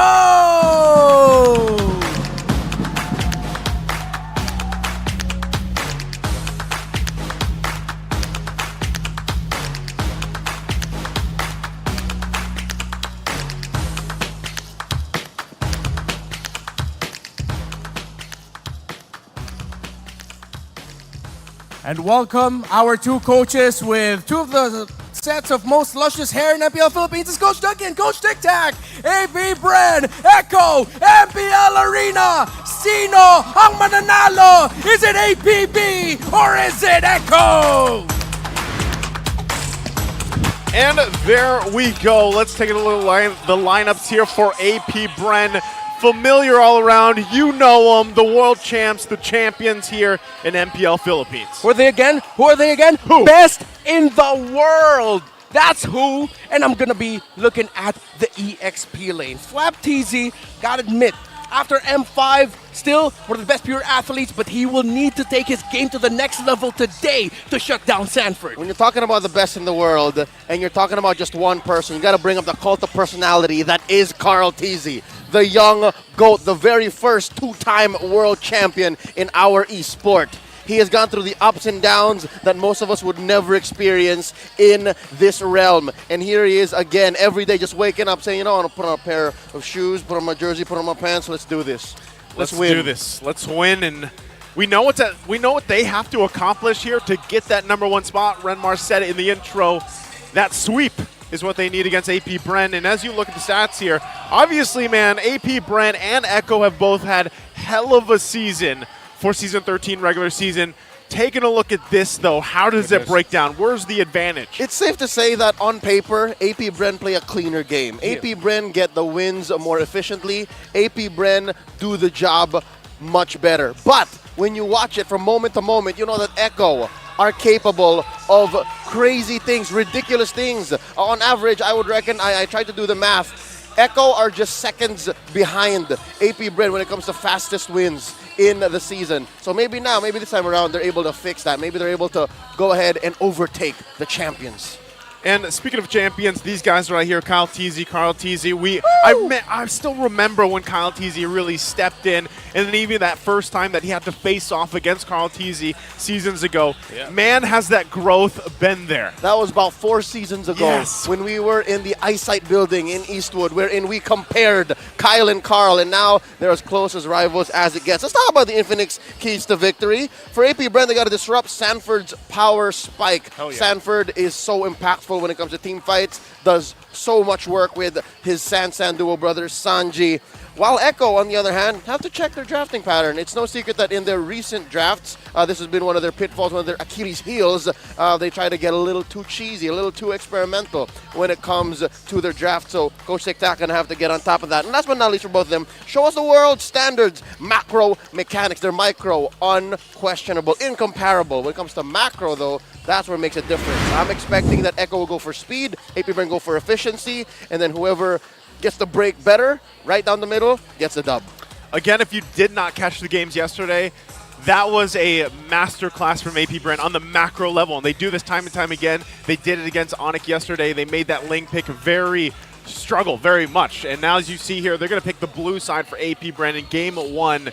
And we'll see. Again, Echo is the same team. They were world champions at 1.2, and we've seen them really develop even over this season alone, the changes that they've made. So it's going to come down to the macro game and even the micro game for both these, but really the macro level here for both these teams. Yeah, and since we're talking about the macro here, you're going to have to look at the center of the map, the matchup between the roamers and the mid laners, where you have Ogwen and Few versus JP and Sanji. Now, on opposite sides, those are the matchups between my 2 personal picks for MVP of the regular season. Ogwen on the side of AP Brand, Sanji on the side of Echo. So whoever has the better game between those two might be the determinant for who will win this series. All right, jumping into the draft, I'd like to tell you, Reptar, you are outnumbered here on the desk. Because Joseph and I think it's Super Marco. All right. And to think, he's facing off against Benny Curie, who just yesterday,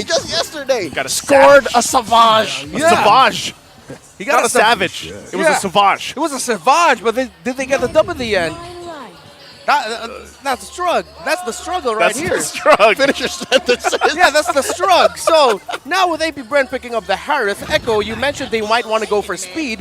They will have to go to speed, but their first 2 picks, Leo, this looks like Echo going for efficiency with Barretts and Arlen. Yep, they're going for control, and this little white-haired Leonin does not like control, still has resilience on his side. AP Brand opening up strong with a Harith as they have banned out the Minotaur, the Luyi, and the Yu Zhong, while Echo take out just stalwarts in the mid trio. Oh my god, the Faramis, the Matilda, and the Fredrin. Nothing comes through. What else is left out there? You still have the Roger opened up for Echo, so that means AP Brand are expecting that.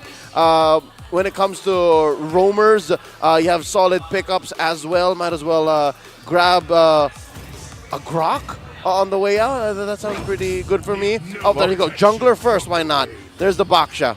Okay, they pick up Baksha, and that was the Vexana being picked up here, locked in once again. So I'm wondering, do you pick up your mid lane option already for Echo? Is it going to be, okay, it's not Valentino, they go Nathan instead. So usually this is the trade that we see. If one team has the Harith on one side, they pick up the other magic damage dealing gold laner that scales up relatively quickly, which is going to be the Nathan. So now they're both going to be looking for more control, more specifically on the side of AP Brand, because the Barretts and the Arlot together, we already saw it as a combo in the first series of the day, played by Smart Omega. It just goes really well.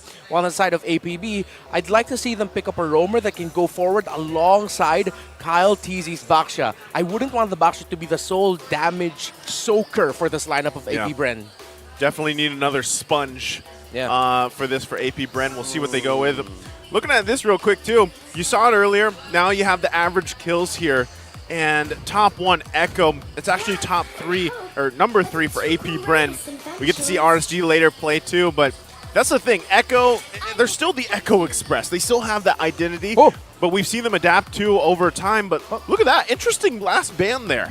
That's a Lolita ban. Yep.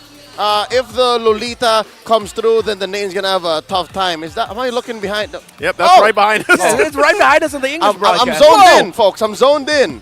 Go for it. Hello to our co-talents, our MPL family behind us.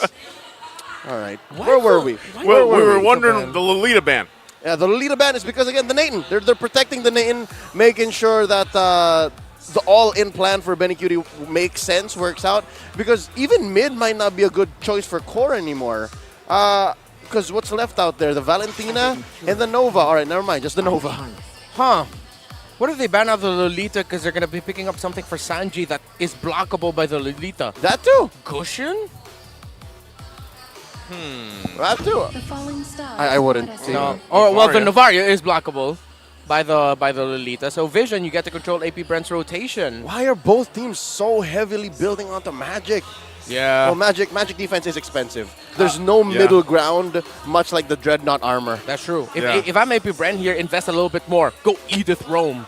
All the way. But your damage dealer in the EXP lane needs to be physical. So something like a Paquito, maybe even a Benedetta for flat. Borg. The Or a Borg is still out there. True damage. You'll need that too. The Borg is still out there. Okay, well, we'll find out. A lot of radiant armors are gonna probably have to be picked up here for this match either way. Sure. Whatever is deciding here. Last two picks though. AP Bren. Or the Shield of Athena. What if we see a swerve? A part of me is, a bit too risky if they go for the swerve. Who's swerving? XP lane Baksha? Nah. Not happening. There you go, happening. the Roamer. No. The chip in the hands of Ogun Inigo. And of course, Flap's going to be playing the Flaquito. Yep, Flaquito. Picked up here. You guys called it though. They definitely need that. They need that physical burst available to them. It's good. I like it. Yeah, there's going to be a ton of magic damage being thrown, especially the Harith being picked up. Now Echo, what is their last option here? They still need Roamer, unless that's the Arlo. Yeah, there's a lot of room to... There's a flex. Yeah, there's a there flex. Could be a There's a Flizzex here. So they're going to be thinking Benedetta for Sanford, maybe? And then just put the Arlot in the Rome? I'm still a proponent of the X-Borg. X-Borg? I still like it. Okay. You can ruin the Harith, you can ruin the Vixana, you can ruin the box. That's true. When the body suffers. That is a Benedetta. Rather the Ben. Bene locked in here for Sanford. Again, we talked about it, man. You can compare any of these lanes across the board, and you're going to see a lot of highlights from both sides. So once again, you guys can let us know in the comment section watching on YouTube. This is the star match of the day, the last day of the regular season. Is it hashtag AP Brent or is it hashtag Echo? Give us your user IDs alongside your server IDs as well for a chance to win 1,000 diamonds. And look what the audience is already saying. 67% for AP Brent currently. I'm going to go against the grain here. Go gentlemen. it. Do One it. more look at the lineups, and it will state that AP Brent is the better lineup. Guessing just the raw numbers from the Harith, raw numbers from the Vex. But since it is a roam chip, and the numbers will support me here, it doesn't have a very good win rate. It doesn't, yeah. I'm not so sure if Ogwin's game IQ and macro senses and shot calling prowess are going to be enough to help that out, because Echo's lineup is just built to fight. That's true. I mean, we saw how well a Nathan really just scales. And we saw it earlier in the season. Ogwen already has one game with the chip, and they lost with it. Well, we're going to find out if it's going to work for them or not. The drums are beating. It's the star-studded match of the day. AP Bren and Echo, the battle for seed number 1, position 1, heading into the playoffs. Again, a reminder that Echo needs to sweep. So there's no space for playing around. Every single draft they do, every single pick, every single decision on the Land of Dawn will matter, and that starts as well with the emblems. Checking them out so far, JP just built the tank up. That's a magic emblem, mage emblem on Benny Cutie, and so far, AP Bren, nothing out of the ordinary there. I think everything is up to snuff. Yeah. So far, I like how Ogwen's playing with this chip early on. Not afraid to go forward. I mean, that is the strength of this hero. The poke damage is quite annoying to deal with.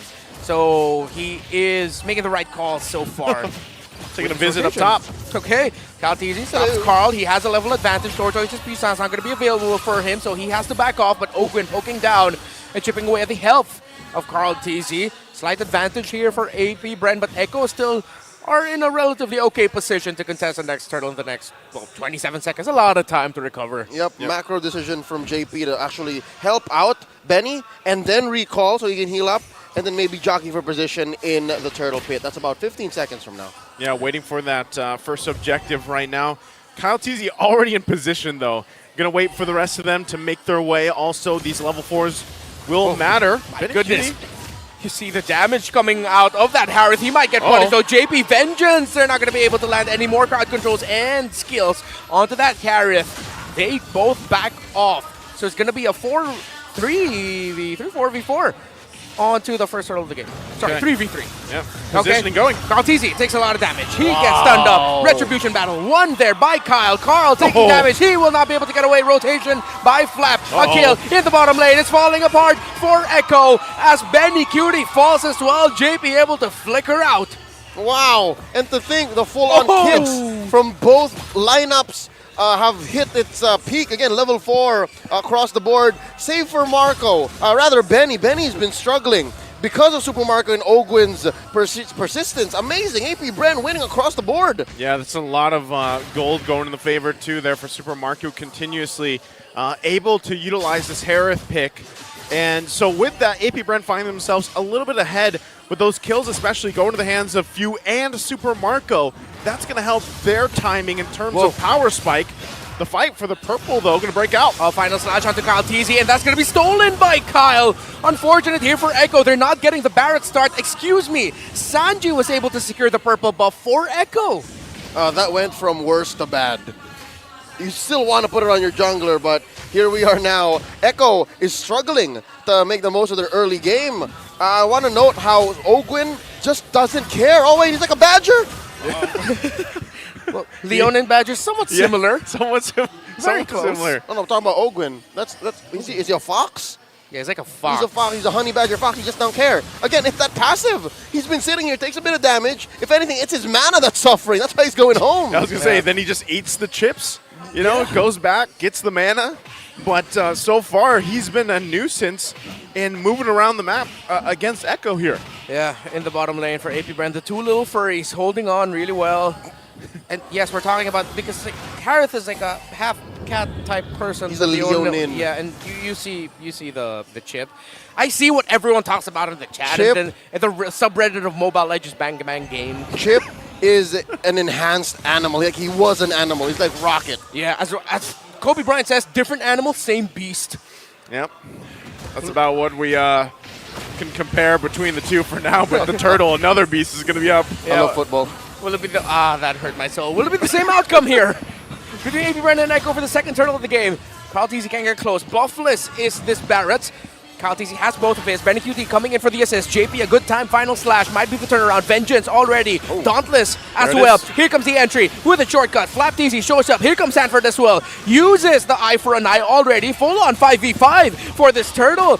But no one biting it just yet. Kyle Teasy with the entry, and it looks like they're going to be able to find Carl, who was slightly out of position. Salmon Force committed, but not enough is going to be the response of Echo. The early game going terribly for the Orcas. AP Bren just bursted down Carl Teasy. Didn't even let him get the other half of the Dennis Welcome. And now they're going to force him to pay. Just the same again. Round 2. JP with the final slash, setting things up for Sanford, but again, not enough damage. Early game going terribly for Echo, but that Star Shatter might be a warning shot from Sanji. Hey, Sanji at least able to get it again, but still you breaking down those objective dances, those fights, and you can really see where AP Bren, they're controlling that space and utilizing the composition they have here. We take a look real quick. How are the items falling into place? All right, so far, clearly, I'm impressed that Benny Cutie is keeping it this close. His team is not doing well, and he has suffered one death. Compare that to Marco, who is an early game menace. He's just, 200 gold behind, which is a good situation to be in. Yeah. All across the board, though, a good chunk of the 1,500 gold deals AP Bren are experiencing and enjoying is on their other core. Oh, the mid laner. Oh, no, that's it. Good read by Kyle 40. 40. Knowing where Sanford's going to end up with the Electo final blow. Shield Unity stunning him down. Benedetta out of the game. Echo, you clearly see their adjustment of their rotation. They now want to focus on one thing and one thing only, farming up Benny Cutie. Yeah, I think that's really where the cards are going to be for them, because right now they can't find really much, and I think too, with Sanji on this Novaria, yeah, you have great vision this early on, but you just don't have enough damage. They're going to lose that turret up top over already, so now AP Bren will continue to make moves around the map before the next objective comes up in 10 seconds. All right, you know what? Here's what I'll tell you. Even if Echo are maybe, halfway through that mission accomplished of putting farm on Benny Cutie, he hasn't died as much as compared to the first couple of minutes of the game or suffered. It's very difficult to think that, what if, sure, we make it to the mid-game power spike for Echo. Force out a flicker there on Asanji. What are they doing that? Because while they're doing that, AP Bren is just building up on their lead. AP Bren are on their way to another perfect game. 7 minutes in. JB with the final slash entry. Astral Echo already committed there, but Echo cannot get close enough. A surprise shortcut. The entry by Super Marco. The ultimate coming in from the chip. And JP is low. He doesn't hold on and he backs off. Carl Teasy and Sanji will have to get on out of there. 3 turtles for AP Bren. But Carl Teasy goes forward with the deathless welcome. That might be costly for him. Carl Teasy takes a lot of damage, but Carl Teasy low as well, but he's going to be able to get away. Here comes Ogwin with the overtime. Does not get enough damage onto Carl. Carl survives. Oh, man. Benny. Getting spotted out there by Ogwin, just poking each other out. AP Bren still in full control. There was a comment I saw on our official YouTube stream on MLBB Esports yesterday. AP Bren looked too dominant. Who can stop APB? And this is very different from the last time we saw these two teams face off. That's right. That was a very close matchup. And just yesterday, it seemed like Echo have found a dominant position. That's when Benny Cutie got that savage. But later on, shades of that matchup, here they're beating up on Carl Teasy. This is what we saw just yesterday. Oh, speaking of, another milestone for the young Go-Goat. Hold on, though. Second player to reach 2,500 assists. Can he get even more here as JP will fall? That's 2,501 for Few already. Benny Cutie could be up next, but he's going to be able to entropy away. Carl Teasy and Sanford trying to get this purple buff. Can Carl get another? He's been starved mostly throughout this game. Yes, he does, but the damage for Super Marco is already here. Look at this Harith. Man, that's, again, the first pick potential here. You see what Super Marco is able to do, even just jumping up in front into that Zaman force.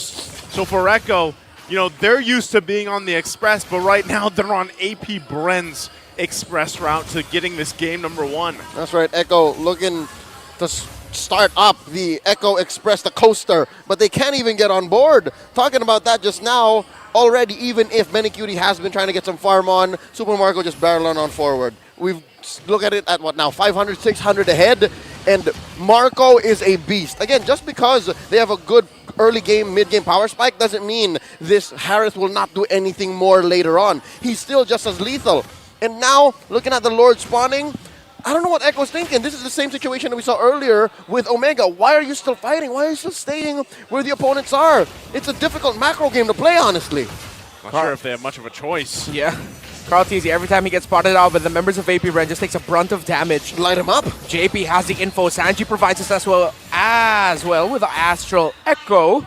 But Echo cannot get close at all. AP Bren, no problem with the first Lord of the game. My God, the dominance AP Bren showed against Onyx yesterday, they are still continuing it today against Echo. Yep, they do the same exact thing that led them here. It's that macro level of play.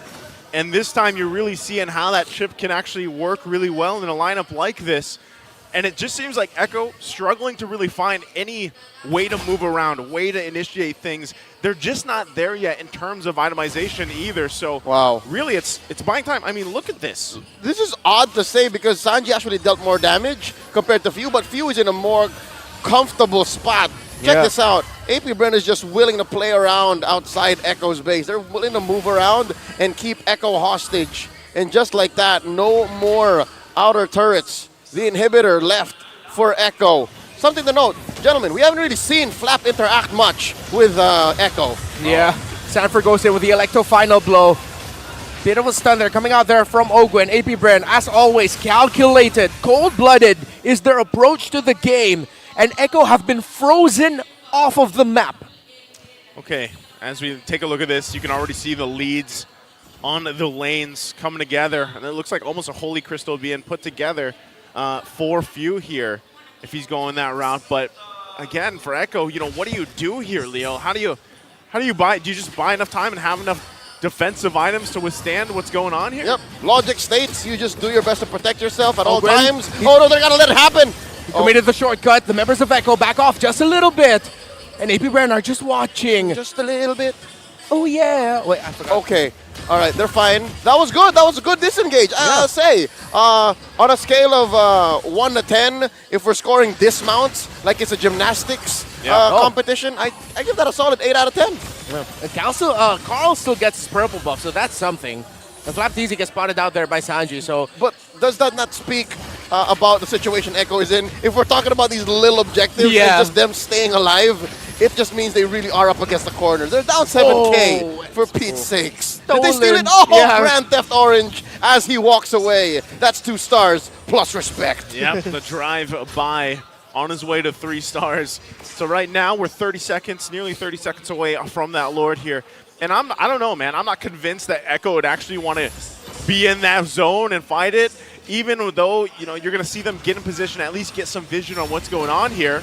Okay. Conceal going to be used, though. Conceal by Echo to try and get her away as it's a conceal forward coming in from AP Brand. Full on fight, bring out. Here comes the shortcut. The Super Marco Harris is here, and the members of Echo are falling apart, but they're holding on. But JP cannot as he falls down. But Kaltizi gets punished. No jungler for AP Brand. But Echo, can they actually make something out of this? They are still at a deficit. Okay, that was but an inch moved from the corner that they were in. Again, it's a small win. You trade JP for Kyle Teasy. Not exactly a shutdown you're looking at when you take down that Baksha, but wait, oh no! Oh my goodness, the damage of this Harris. Damn, that hurts! The Varus is forced back. Echo will provide the info, but the info is clear. Super Marco friggin' hurts. Abort, abort! Super Marco, again, on this Harith pick, holding them back from even getting close to the Lord here. Very tough for Echo to deal with. They're most likely just going to have to give this one up and find themselves on the defense again as AP Bren will approach into their base. So we'll see how they play around it. And really, you know, you have to be able to see, has it been enough time for Benny Cutie to be where he needs to be on the Nathan pick? Can Sanji continue to poke them down, hopefully before the fight breaks out? Because so far it's been struggle. It's been a struggle. It's a strug, as Reptile would say. I'll tell you now, a definitive answer, no. It's not enough time to put money on Benny, EXP on Benny, for him to be able to clap back. And I think the plan still for Echo is, with the second Lord, the Luminous Lord this time around, play defensively. Stay inside your base. You have a decent high ground defense, and make sure that Ogwin's advantage is muted. The fact that he can call in the rest of AP Bren in a situation like this isn't as strong anymore because they're already in the base. Exactly. you're defending from waves that are already within vision. So stay there. Keep that advantage as muted as possible. Big knockup by Few onto Carl TZ and JP. And Echo will try to hold, but AP Bren continue their systematic destruction of the Orcas. The bus, the Echo Express, slowly losing gas, bang. AP Bren can just continue this trend of domination in this game. Yeah, again, it looks like, as you said it, systematic. AP Bren gets that top turret, second Lord of the game. They're going to go back to just doing what they do. Grabbing resources and everything else from Echo, leaving them very little here to work with. Maintaining that lead they have, and it could end up just coming down to, again, AP Bren expect them to possibly try to make a play. If they can't, it's rinse and repeat. Grab the Lord, get the next couple turrets, because really when you look at the lineup here, they don't, when they approach the base of Echo, it's not like, again, having the R-Lot. They can't just completely force and engage if they don't want to. What? But they jump here in the mid lane. Carl TZ forces the Detonus welcome to get away defensively. A little bit of a scrap, but both teams disengage. AP Bren still respecting the wave clear of Echo. Let's see, though. Let's see. Kyle TZ trying to find an angle. March down the mid. They're about to take it down. Ogun takes a lot of damage. JP going forward. Almost taking down Super Marco. But Super Marco. Oh! Kyle TZ with a block onto JP. He could have gotten the flickered final slash, but Kyle TZ blocked by Kyle. I was waiting for the no emote. Yeah, me too. Maybe it's not prepared in his wheel.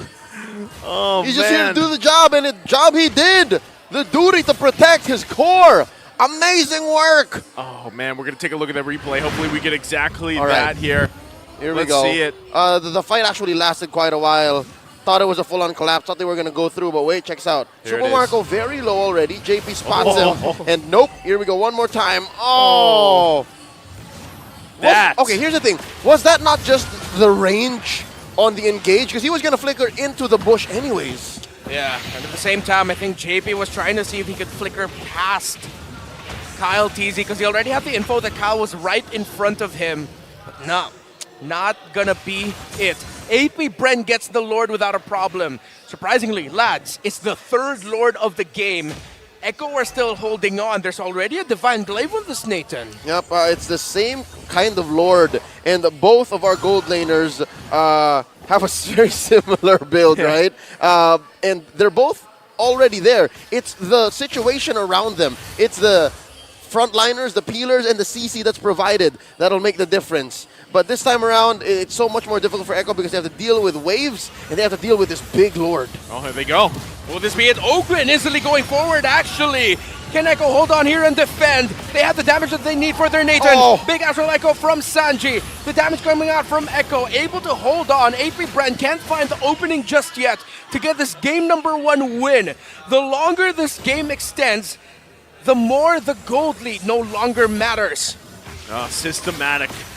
Do they still push it in? Looks like they want to at least play up front. Oh, Few and Ogwen aggro. Shortcut coming in from Ogwen.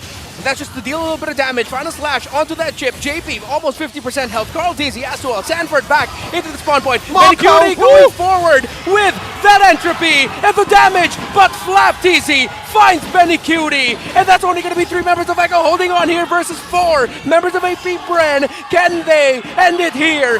ABB. I set on the base. I set on game number 1. But Echo clearing waves. Echo dragging on. But the reigning champions of the world take first game in this best of 3.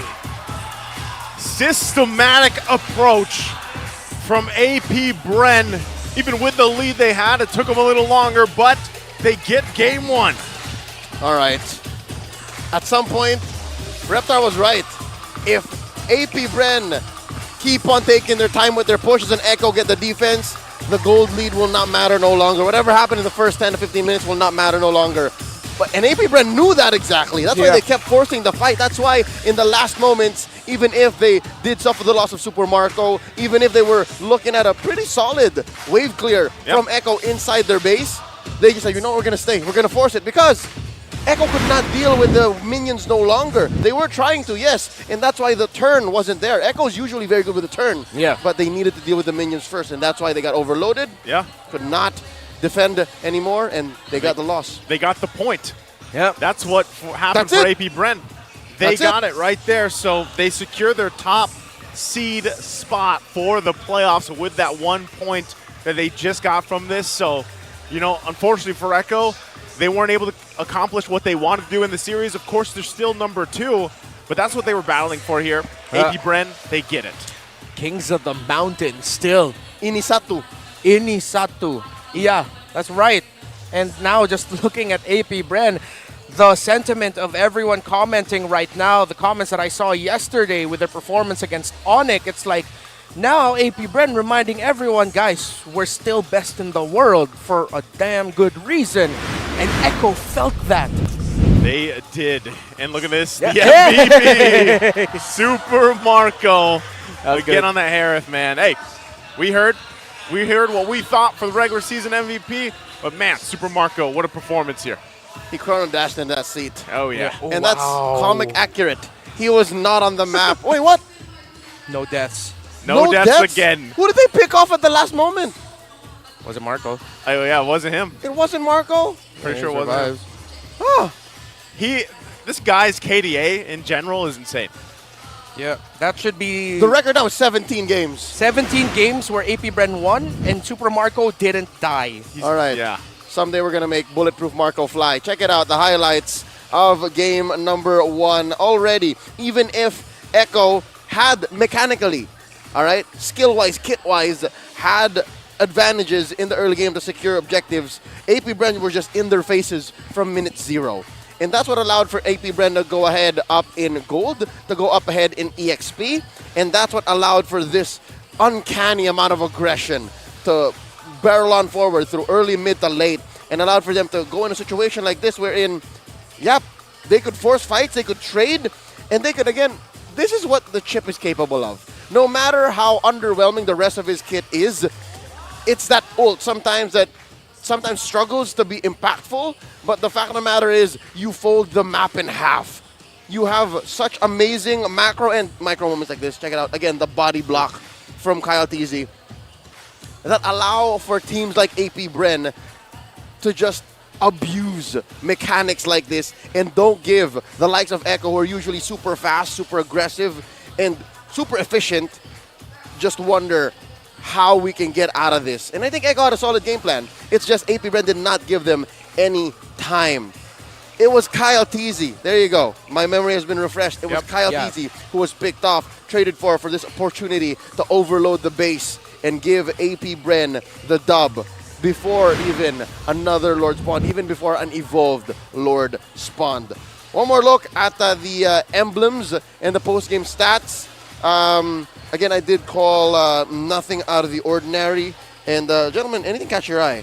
I mean, for the most part, it was just emblem-wise, no, but the gameplay, the way things rotated and everything, AP Bren really, it's almost a story that happens every single time they play against a team where they really control the objectives, and it results in them to just kind of snowballing into this favor. And even when they snowball, this is where I'm saying most teams, they can learn this from AP Bren, where they have this massive lead, and they're so systematic, they're so disciplined that even with that, they'll go and get, let's say that Lord, they'll get one turret, they'll back off. Rinse and repeat. They're not in a hurry unless they're completely know that, okay, we somehow got a pick off and we can end the game here. So AP Bren, again, when it comes down to it, the macro is on point. Yeah, Flap TZ, unique itemization, and he played a hell of a game too, shutting down Sanford and even getting Benny Cutie there in the end. Yeah, I think you're pointing at the Great Dragon Spear and the helmet, Yeah. right? So the Dragon Spear came in when, again, I'm just assuming that, hey, I'm not part of any fights. I want to be able to rotate quickly. Yeah. So you're able to play your full combo and get a little bit of a speed boost. True. The Guardian Helmet was bought at the very last moment, maybe the last minute, wherein he took a brunt of the damage and did not want to go home. He was calling, endable. I will wait. I will stay out here, 3 seconds heal. I want some potato chips. That's what he was going for. Yeah. The effect to stay in the fight, to eventually overload Echo, and mission accomplished. And you were talking about the micro, man, and to think about building a Guardian Helmet that late into the game in the last minute just because you don't want to go home knowing you can end it there. AP Bren, man. I mean, that's part of it too. You got to consider the fact that, all right, Chip, yes, he didn't have an amazing win rate, but this obviously in the hands of Ogwin worked really well. And even with Flap, yeah, we didn't see him too much, but he knew if I had to be there, hey, I got a shortcut. I can make it to that fight. We saw that a couple times. He even showed up just for insurance after pushing some of the side lanes out. Yeah. And that was pressure enough for Echo to deal with. Okay, one look at Kyle TZ's heat map again for the first 5 minutes. This is key, folks. The first 5 minutes, the rotation you're seeing on the map is key to making sure that Carl TZ could not do what he could possibly have done with what they were planning, and to barrel on forward in terms of EXP. Again, even in the first 5 minutes, if I'm not mistaken, Kyle was ahead of Carl because of that rotation, because of what he did. So you're going to want to scrub back and then see and study that if you're a Baksha, because you're only capable of doing that if you're a Baksha. Yeah. And no other jungler can move that fast. Can't move around the map like that. You know, he's literally rolling around. Yeah, he was half a level bar ahead of Carl TZ when they saw each other at the top side by First the time. Crammer. Yeah. He was about to hit level 4. Carl TZ was only just like midway to level 4. Yeah, and that's when I believe also when we saw Ogwin transfer up there, right? He used the teleport to be a part of that fight. So again, when you look at the way the chip was played in Ogwin's hands, it also helped the entire piece of the puzzle for this game number one. Now, before we move on, a huge shout out to, of course, our official restreamers out there from Luzon, Visayas, Mindanao, and all over the world. We have local restreamers and international restreamers from different countries all over the world. Cambodia, the region of the Middle East, North America, got Singapore, Malaysia, and Indonesia. Shout outs to MPL Singapore, who started their Season 7 this weekend, and to all the Yastas in the Middle East. All of them tuned in to witness our players fight for victory because, again, we are the home of champions. If you want to see the best MLBB action, this is where you go. And, you know, it's great. I was kind of surprised. I saw MPL Singapore started up today. And, man, they start early. I was like, I was watching them while I was having my breakfast. So can't wait to see how that all unfolds for them. Now, once again, we want you to be a part of the digital transformation out there in the world of connectivity. Say hello to convenience, flexibility, and local connectivity with the Smart Prepaid eSIM. It's now available through digital delivery through the Smart Online Store for only 99 pesos. Scan that QR code right there. Scan it. Down below. That's an order. It Not really. is. Please You can order them. No, I mean, I earlier want to. you I'm were nice. pointing through the screen, right, Mark? I'm nice. Scan it. You Oh, well, now you can't. That's But what a the nice next guy would say, definitely say, I'm nice, yeah. What y'all talking about? You know me. I'm nice. Yeah, I don't know if I would trust that, Renmar. Huh? You know, but Why not? well, let's go ahead. Here's a guy we can trust, Ogwin. Let's see exactly what he has to say in this interview before we move on to the next game.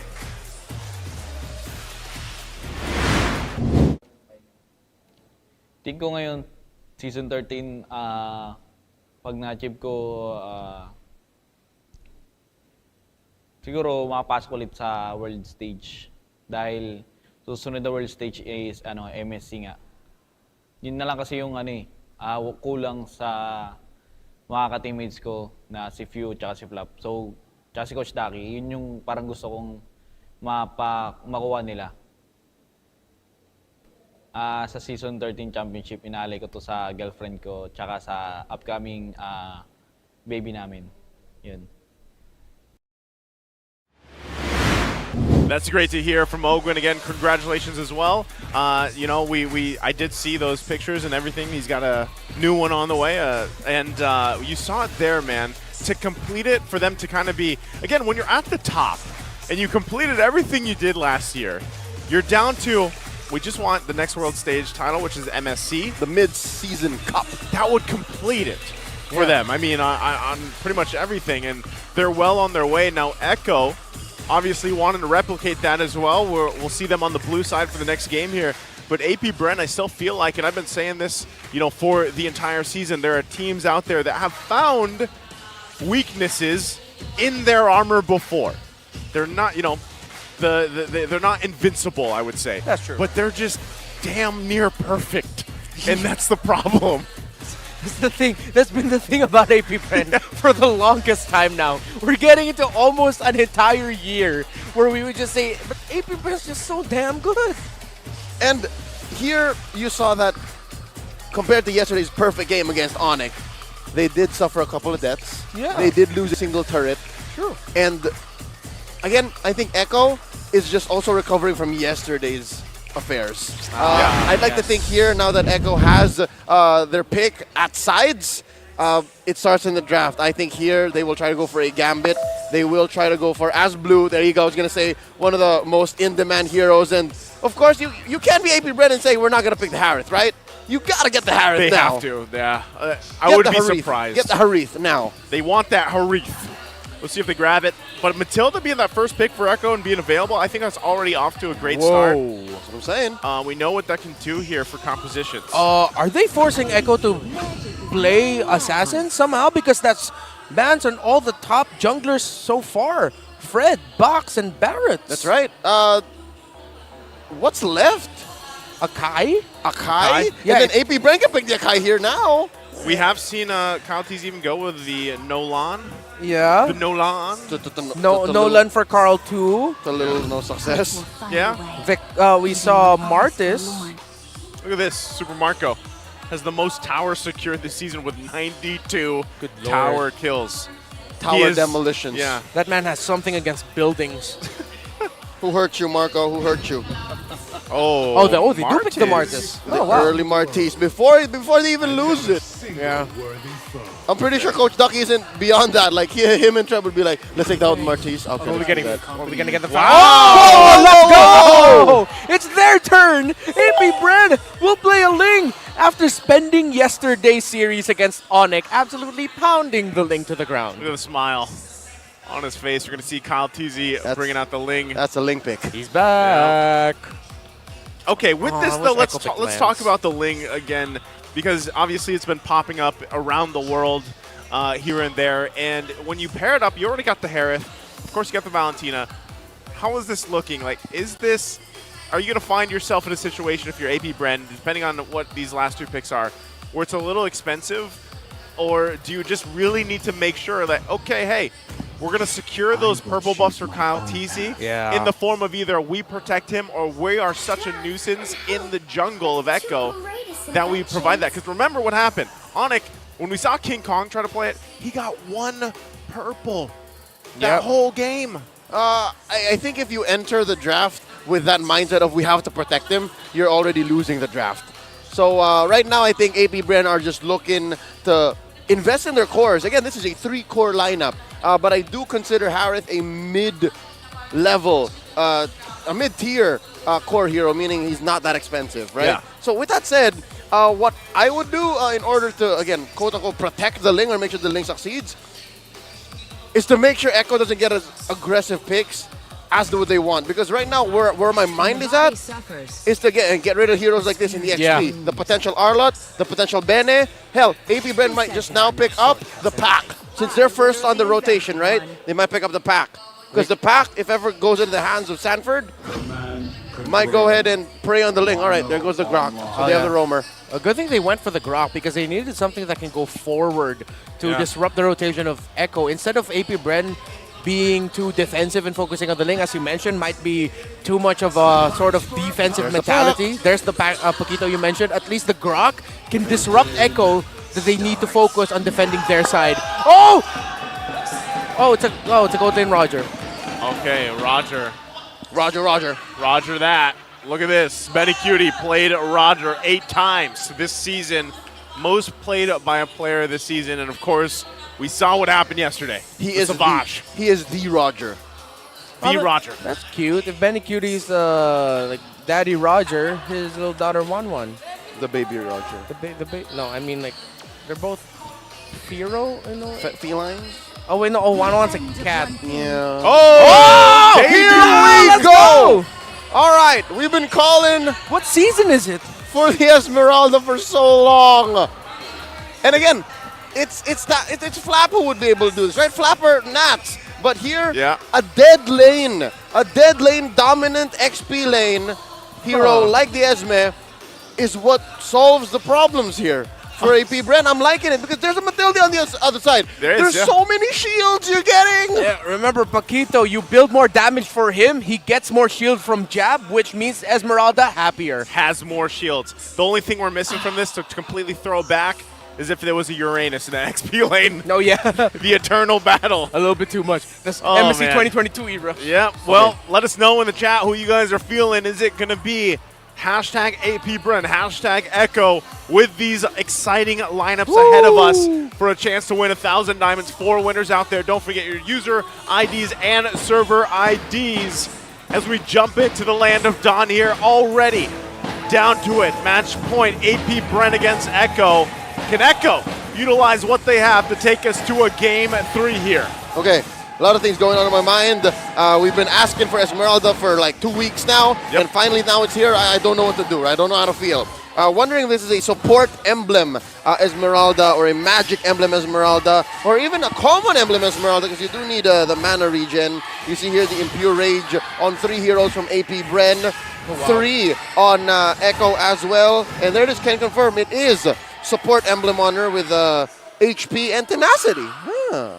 Yeah, interesting builds here going through, but it'll be exciting to see really a Flap TZ using this Esmeralda and how it's going to work. And then also, how's Kyle TZ this time around going to be on this Ling? But so far, you're not going to expect too much. And I think one of the great things about having Ogwin here, yep, there it is. As we see. An Esme. But Ogwin is also running the focusing mark. Yeah. So, you know, that little extra 6% will help with some of the burst already that they have on their heroes. Yeah. Another question I have for this lineup is how well can it invade? And so far, for the lineup of Echo, yeah, they're doing what they can to invade and disrupt, and they take away a Lizard from Kyle TZ. So he's going to have to get farm elsewhere. Okay, to be fair, even if there is an invasion from Echo, I'd like to think it's fine. Again, bad to some extent since that is a camp that you did not secure for your jungle. Yeah. But at least you don't have to worry about the XP because what we've seen so far from the Esmeralda, Flap is doing fine. After that full combo from, or at least as full a combo you can get at level 2 from Sanford on the pack, you just click regen. And then you're fine again. You try to heal back up with the shields. You can definitely go toe-to-toe. You can duel, as the kids say. You can duel. Yeah, and as this, the kids duel say. it. Yeah, as the kids say. What were the first items? I wonder what the. I guess what I want to watch is what are the item build path for this Esmeralda, especially with this matchup here. Definitely might go for an early Kiras or an early Dominance Ice. Early One or the other. Ice. Yep. That's true. I personally would go for the Kiras first because again, you have the Raj, you have the Martis, you have the pack, especially the pack, right? Go for the early Dreadnought armor. I would. This crowd, man, they are. It's a packed house. I was gonna say, I was just listening earlier too as we jumped into the game before we took this little break. The both sides are having the chants here as well, chanting going on. I just got to point out this young man in front, right? You see that young man in front? Yeah. He's wearing an old school Echo jersey. That's a Season 9 Super Team Echo jersey, the dark purple one. That era. The one that had Carl Teasy when he first signed in. Oh, yeah. That was Oh, wow, that's a Mona Lisa wearing a mask. I like that. I like that shirt. And then this here is the M4 jersey. M4 jersey. Or the Season 10. Wasn't this the Season 12 alternative? I remember this late last season. Oh, yeah, no, yes. This is the one that came after the M4 golden purple swag. Yeah. This is the last season alternative jersey of Echo. And yeah, everyone really wanted to watch this AP Brand versus Echo matchup. Yep. Good amount of Orcas, good amount of bees. Which I'd like to say, I feel like because of course, the history of Carl Teasy moving from Brand to Echo. Yep. It's a fan base that overlaps greatly. That's right. A lot of Echo Orcas started off as, well, Brand Esports fans. Yeah. That's right. And a lot of the bees eventually, you could say, are also fans of the Orcas. Yep. So these are two organizations, two teams, two fan bases that are so linked to one another. And it's grown. I feel like, I mean, even for AP Brand, you know, we know that the struggles that they went through some of the seasons, and we talked about this before when, you know, you always have teams that kind of go through that phase, and to see where they are now is great.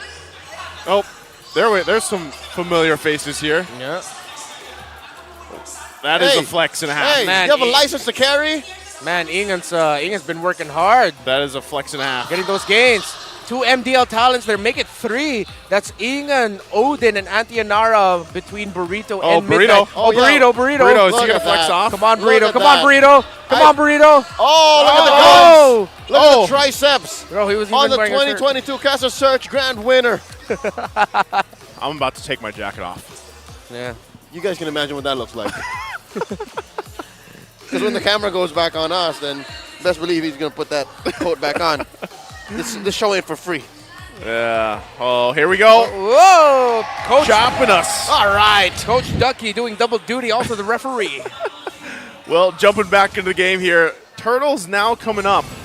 So this is where we see how things kind of unfold. Kyle Teasy forcing JP back. He's going to retreat too. He's going. Oh, hit him. Whoa. First blood. Battling. Yeehaw. Yeah. All right, so already AP Brand off to a better start as compared to yesterday. King Kongs. Oh, Sanji flickering forward and the punish by Echo. They're not going to let that slide. I was just going to say, nothing comes for free here in the Wild West. All right, so yesterday, quick recap, the Onic King Kong Ling that was played back-to-back was a very, very late game type of Ling. He would only really come out like, 10, 15 minutes after he's able to build like 2 or 3 items. This here, on Kyle, not at all shy to try to go for a kill, even drew first blood. So I'm liking it already. I think AP Brand understand that you can't play the Ling that way. If you want to make the Ling matter, you gotta use one of its strengths. Is the aggression and again the numbers tweak that he got in the last patch. Okay. Ogwin now level 4, wild charge available. Carl TZ level 6, a level ahead of Kyle TZ. It has not been the easiest start here for the Sling, even though he got the first blood in the bottom lane. Benny Cutie struggling against Super Marco. Kyle TZ not going to be able to get close enough to the turtle, but he is here. No, it's still a retribution battle win by Carl TZ. Tempest Ablaze already committed, and I haven't said that ultimate name in a while. He backs off Echo. They are now leading early on, but the gold lane is a problem. Super Marco beating Benny Cutie. Okay, it looked close there for a second. Do they still want more? They got the call to back off, and I think that's best, but still, even with so, might go in. Oh, that's damage onto Carl and JP. They need to back off, and they will. They back off safely. In that first turtle, there was things happening everywhere in part of the map, even in that gold lane, the 1v1 down there. And for AP Bren, when you're looking at how things are falling into place, and as we take a look at the items here, when is that time? When is that moment for this Sling to pop off? I'd say after he builds his second item. And luckily for AP Bren, things are happening for them, as you mentioned, Joseph, across the map. Imagine if the map was dead for them, and all they were doing was waiting for Kyle TZ to get farm up, right? So that would be a losing game, but for now, at least they are posing a threat elsewhere, and that allows for them to, again, hide the facade of the Ling just farming up. And I'd like to say, conclusively, yeah, definitely, Flap is winning that lane. Amazing! Yeah, and I think that's going to play a part to it, too. You can already see that Necklace of Durance being picked up by Sanji early on to kind of help deal with this, of course, as the fights break out. That's for Flap. That is, yeah. A full year? Welcome back. 1 year! Well, technically, guys, 364 days. Not a year. Okay. Less than a year. Okay, Less fine. than a 364 year. days. But that's pretty much an entire summer That's crazy. vacation for Phineas and Ferb. Yeah. Oh, wait, no, that was 104. Never mind. A few take a lot of damage, though. He isn't going to be able to get away safely. JP, we thought he'd commit the circuit flicker inside Kyle TZ, fighting out, but that's going to be a kill onto Ogwen. Decimation by Carl. Kyle TZ defines Sword Few as the Martis with his own decimation takes down JP, but Carl will be able to get this turn. Spotted out by Sanji! Spotted out by Sanji! He smelled him. Oh, man. You wonder why. Now Kyle on the bottom. Turtle going to be secured, though. Do they make a play? Defiant Sword misses. Damage onto Super Marco. A kill onto the Roger. Can Super Marco get away from Sanford? And he will! Flicker forward. Sidestep by Marco. Kyle TZ with a double. He doesn't die. 40 got knocked out. He got KO'd. Terry Bogard unconscious underneath the turret. Oh, man. A minion step on him. All right, there you go. See, wins across the map for both teams. Again, in the micro battles, it's Echo, but macro-wise, look at this. AP Bren able to capitalize, pushing up top. Again, if there's anything that you can wait on, you can rely on for AP Bren, is that they'll never really just completely lose. Yeah. It's nothing ever comes for free. And eventually, if you add up those pennies, those dimes, those little reals, you end up with a full dollar. You end up with value. And check this out. Oh, my. Marco, bulletproof Marco. He's so good at protecting himself, playing with every bit of his kit. And, oh, wait. Ogwin gets spotted out in the middle. Echo with their own punishment this time around. I set after delivering Super Marco a death. He has no flicker. He already committed it. Zaman Force, Synchro Fish, and Chrono Dash rather to get away. And here comes Flap TZ, but it looks like he's going to get punished. He's not going to be able to get low enough to get killed by Echo. Few backs off, has the decimation. Flap TZ still fighting, but somehow Few, actually no, he gets taken down. Sanford gets away. Dramatic win. Kyle TZ gets punished. Carl going forward. That's a good bunch of CC. Kyle didn't even get to use a Tempest of Blades. Can he get another one here? No, he won't, but Echo definitely in control. Things have shifted in this game number 2. Sanjay flickering forward, gets the Deathly Grasp, but they will not get a kill onto Super Marco. Still, look at this pressure. This is the express you're expecting from Echo here. Amazing work Echo has done to make strides across the map. Yes, AP Bren have done well to find value in the nooks and crannies, in the little macro engagements that they've set out throughout the first half of the early game and the late of the mid-transition. But now, last turtle up. Again, not a single one going over the AP Bren, and that's where you're seeing the value build up. The 2K that Echo is up ahead. Mind you, Kyle TZ has 3 kills, yes, but he's not exactly the dominant force you're expecting from the jungle just yet. JP brought really low, but he's able to get away to safety. Flicker Alright. committed. Here we go. This is what we need to see. GDS second item on to that Ling by Kyle TZ. Oh. I'm wondering what the Esma is building up. There you go. It was just a casual pair of pants. There's the Dom And then Ice. finally the Dom Ice. Interesting. He actually built up the book first, Enchanted Talisman first, before the Dom Ice. Okay, that's maybe because he was winning. He was ahead. Yeah. That's why he needed the mana regen and the cooldown sooner. Yep, get some of that cooldown reduction to help you with getting those shields, eating them up as fast as you can, and then, of course, getting that Dominance Ice. But even with this, we'll see, once again, AP Brent so far, yeah, they've gotten out of some sticky situations, but, man, even Carl TZ on fire right now at 4-0. Yeah. And, you know, we're seeing this Martiz, a pick, nonetheless, that doesn't pop up often in the current meta, but he's making it work flawlessly so far. Oh, going home. Miss set there. JP dodged it in time, but the flicker committed by Ogwin could be better. Oh, Kyle TZ gets controlled. He gets knocked off the wall. Uses the Tempest of Blades to get away, and they're just staring each other down as Carl flies away with the guiding wind. That's stone cold. Carl T is just standing there. He knows he's ahead. He knows he's in control. He finds the clamp onto Flap. Flying in by JP. Decimation, will it be up? Flap TZ not going to be low enough. Just providing space for Benny Cutie to take down the tower in the bottom lane. Echo still in complete control. Sanford, though, committed the flicker. He backs off. Okay, they get the resource out, at least for now. Blade. Another big item pickup here for this Carl TZ's Martiz. The Blade armor going to be available to him. So it's getting a little bit more difficult for AP Bren to utilize what they want to. For sure. And really, when you look at it, that first Lord's going to be coming up here. How is this in position-wise for them? Yeah, they're down nearly 5,000 gold lead, but it looks like they actually, do they still want to fight this? Oh, initiation. Whoa! Carl TZ and JB going to be really aggressive. Orange buff, they'll go into the hands of Kyle. He thought Echo would be going for the full commit, but they did that to just disrupt the flow for AP Bren. If anything, they were forcing a response from AP Bren. Maybe some ults, Yeah. maybe some battle spells. But Joseph, to answer your question, I'd say it's an understatement to say that AP Bren are having difficulties. AP Bren are struggling, man. AP Yeah. Bren are grinding to catch up on gold, to catch up on EXP, and I think this is best for business. Just let Echo take the major objective, wait until your cores are ready. And when I say cores, I mean mostly Kyle TZ. Because Marco can actually put up a fight. Marco can protect himself well. It's the Ling that we want to see do good things on the map. Woo! So defensively, now that they've gotten this Lord here, AP Bren, given that whole situation they're in terms of items and what they're waiting for, how's their defense looking as we get prepped up for that march in for the Lord? Great question. I'll tell you now, it's not looking very good. Between Few and Super Marco, those are mid-range mages that's going to be working hard to clear waves. And then the rest of them need to actually fully commit. So with that said, you're looking at a huge disparity between Few and Sanji when it comes to items. That's a full 1,500. Not to even mention elsewhere on the map. But now look at this, a fight waiting to break out. All right, circling Eagle. JP gets the knockups, but just a bit of pokes coming in. Benny Cutie, the damage. Still attacking Esmeralda. Echo taking towers. This time, their turn to be calculated. Surgical with the precision that they played this game, even up against a Ling. This time, it's Echo's turn to remind AP Bren. Yes, Assassins still struggle in this meta. Flap TZ takes a lot of damage. Gonna be able to survive it. Echo, now only the base turrets available for AP Bren. Okay, they hold on at least for now. Shields are going to be popped though, so Echo with that first Lord is going to be happy with that. You're taking a look at the real-time win rate too, 64% for them.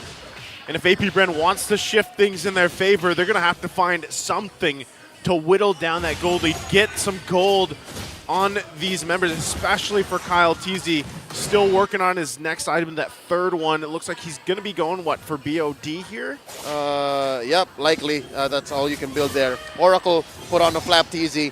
Definitely will help, but not exactly the solution they're looking for to solve their problems, to cure their woes. Because look, yeah, Flap TZ can get so many shields, but that's only useful really against Sanford and anyone near JP. a respectable gold benefit. Oh, from advantage. circling eagle flying in. That's going to be a big Sanders play from Echo. Another knockup onto Ogwin, and the damage coming out from AP Bren. And Echo have taken down Ogwin. No more Grok, no more Roamer. And in the back, JP able to get away with the sliver of health. Now TZ brought really low. Sanford finds Few in the middle. A kill for the Paquito. Meanwhile, Sanji will take down the assassin alone. Man, oh man. They got caught in a bad space. And Echo punishes AP Bren.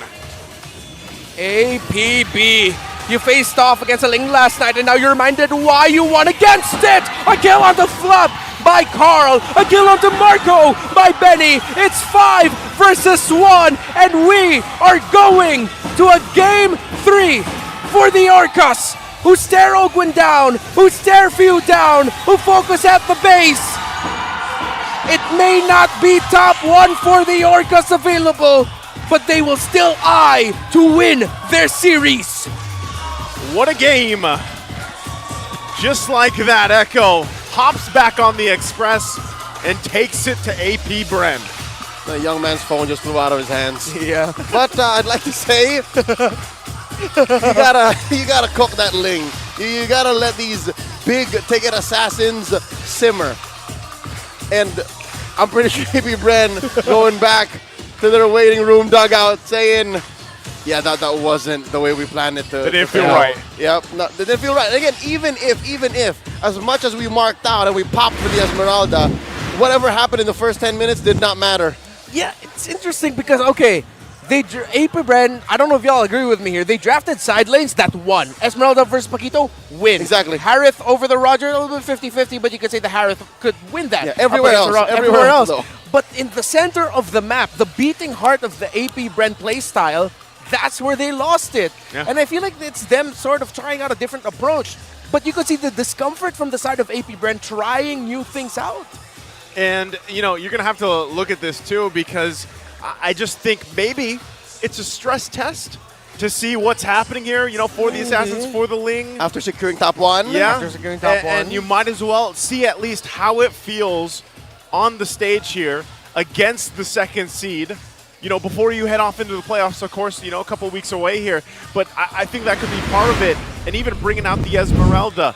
But look at this, MVP Carl TZ on the Martis pick of it all. And that is why, to me, he's the best in the world after a miserable game 1 on that Barats, who, by the way, in minute 1 was not allowed to play. He just goes and picks up the Martis, straps on the Levi Ackerman skin, and says, you know what, it's time to go to work. 5-0-3, builds it as you would pre-patch, pre-new metagame, and says, let's go to work. Again, to be fair, he was facing off against a relatively experimental pick in the Ling as well. But Carl TZ's killer instincts, his game sense, his IQ, his macro, and again, micro even, were all on point. It takes a lot to be able to recover from what happened in game 1. And yes, there were these moments on the map wherein it was AP Bren who got the better of Echo, but overall, Carl TZ never missed a beat. Yeah, you know, you're going to find these little moments here where they pulled through on some of these, but eventually it's like, again, things kind of slip out of the hands in terms of the power spike that we're comparing with these compositions.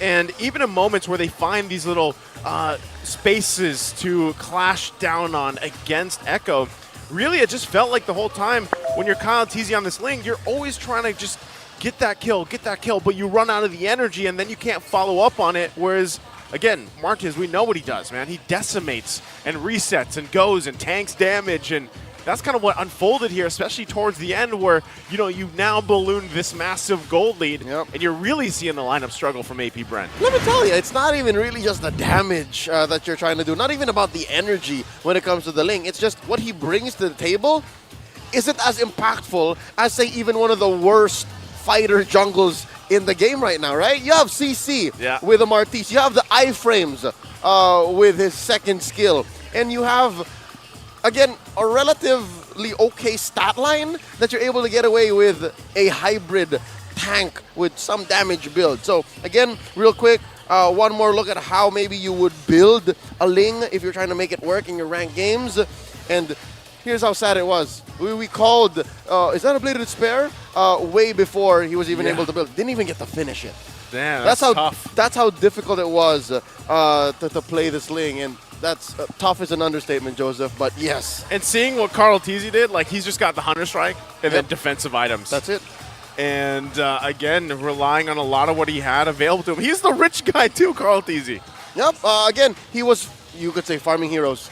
He was farming heroes. He was taking. He was decimating them. Small minion camps elsewhere, everywhere, and sandbag, Flap Easy. This makes sense. This makes sense. You wouldn't expect Ogwin to be the one to peel. That's an assassin jungle, not a utility jungle that is in the hands of Kyle Teasy. Yeah. So yeah, it's really just Flap Easy who is taking as much damage here. Ogwin secondary, but yeah, because of this, the heals and the shields from the Esmeralda is what allowed for him to own a good quarter of the map and maybe give AP Bren a fighting chance. But from then on, really, there was very little AP Bren put on the board here. 13 minutes, all it took for Echo to get the dub.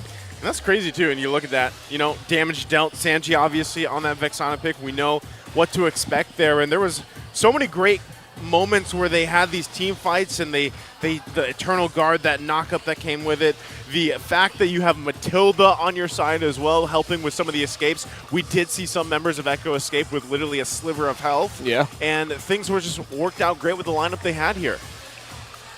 Another thing that I want to point out about the two lineups that we had. I really like the little trades and jabs that we saw between Sanji and Few. I mean, we talked about the importance of the rogue mid here, and I like how, of course, with Valentina coming back up into the meta game in terms of rising in the priority. There's a lot more that you need to watch out for, and I've always thought and had this idea that Valentina being available in the meta game is so healthy, because then there's so many things to consider. Of course, like what ultimates you're going to be giving her, the fact that her Terrifies and her sudden mid to late game damage spike is actually quite surprising for most pros, something that they've said before. She's a necessary evil. Yeah, exactly. And she's in the lore. Isn't she evil? Or is that? She is. She is. It's Vexana and Faramis who are now suddenly anti-heroes. That's right. Oh, that That's right. explains it. That's why they made the Necro Keep sort of... The way they talk about Necro Keep made it sound like a good guy thing. Really?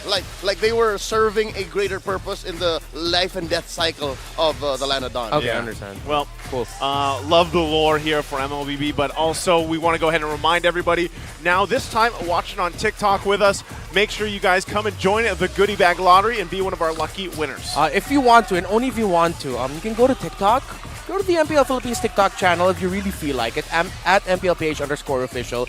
And please, pretty please, click the official live stream and click the top left corner to join the Goodie Bag Lottery. Do it. Only if you want to. No, do it. Only if you want to, please. No, You do it. really shifted energy there, Redmar. This is scary. It's about catching them off guard, sweeping the rug from under their table.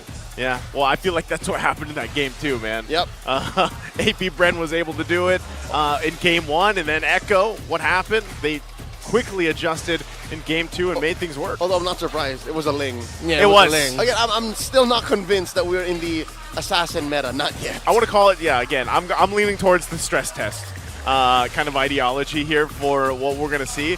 Also, we're going to take a look here at comics. This comic from Ked's art. Yeah, and actually, I don't have to translate it. I was ready. I was already thinking in Tagalog here, guys. All right, but so it's let's translate it in Tagalog. No, I'm kidding. No. Ano yung favorite summer destination mo? What's your favorite summer destination? Beach, city parties, museum tours? For MPL Pro players, it is MSC 2024 in Riyadh, Saudi Arabia. That's true. I want to go to Riyadh, man. Yeah. You've been there, right? I have. I hope that we get to go there Hope so. once again Hope we all because, go. yeah, it's going to be a big event, man. Mid-season Cup is biggest. just a part. It'll be the biggest. Yeah, it's just a part of a huge, what is it? World Esports World Cup. World Esports Cup. This Esports is- World Cup. It's a world. That's massive. And Thanks. we know what's at stake, $3 million and much more. We've got one more comic in store for you guys from Kedzard as well. This one's in Tagalog. I'll let you go ahead and take this, Renmar. If this is our last moment. Easy, yay! We won. At least we did our best. Oh, that's wholesome. You know what's grabbing my attention here? Yeah. Is the fact that it's an old MLBB windscreen. Yeah. Really, that's what you're focusing on. Yeah. Like, what year is that from? 2017? Look at that. He potentially took artistic liberty. You know, it could have just been an artistic liberty. That's also just, you know, a shout out to how far it's come. I can't even remember where that screen was from. Yeah, I can't either. I did just get a flashback, though, to the original UI. Right? When the game first released. Oh, God. Oh, man, how has it changed? And, again, thank you to Kedzart for those amazing comments. I love seeing the comics, by the way, from all our artists throughout the regular season. Hopefully, we get some really great ones, of course, for playoffs ahead of us. I want Kedzart to make us. Yeah.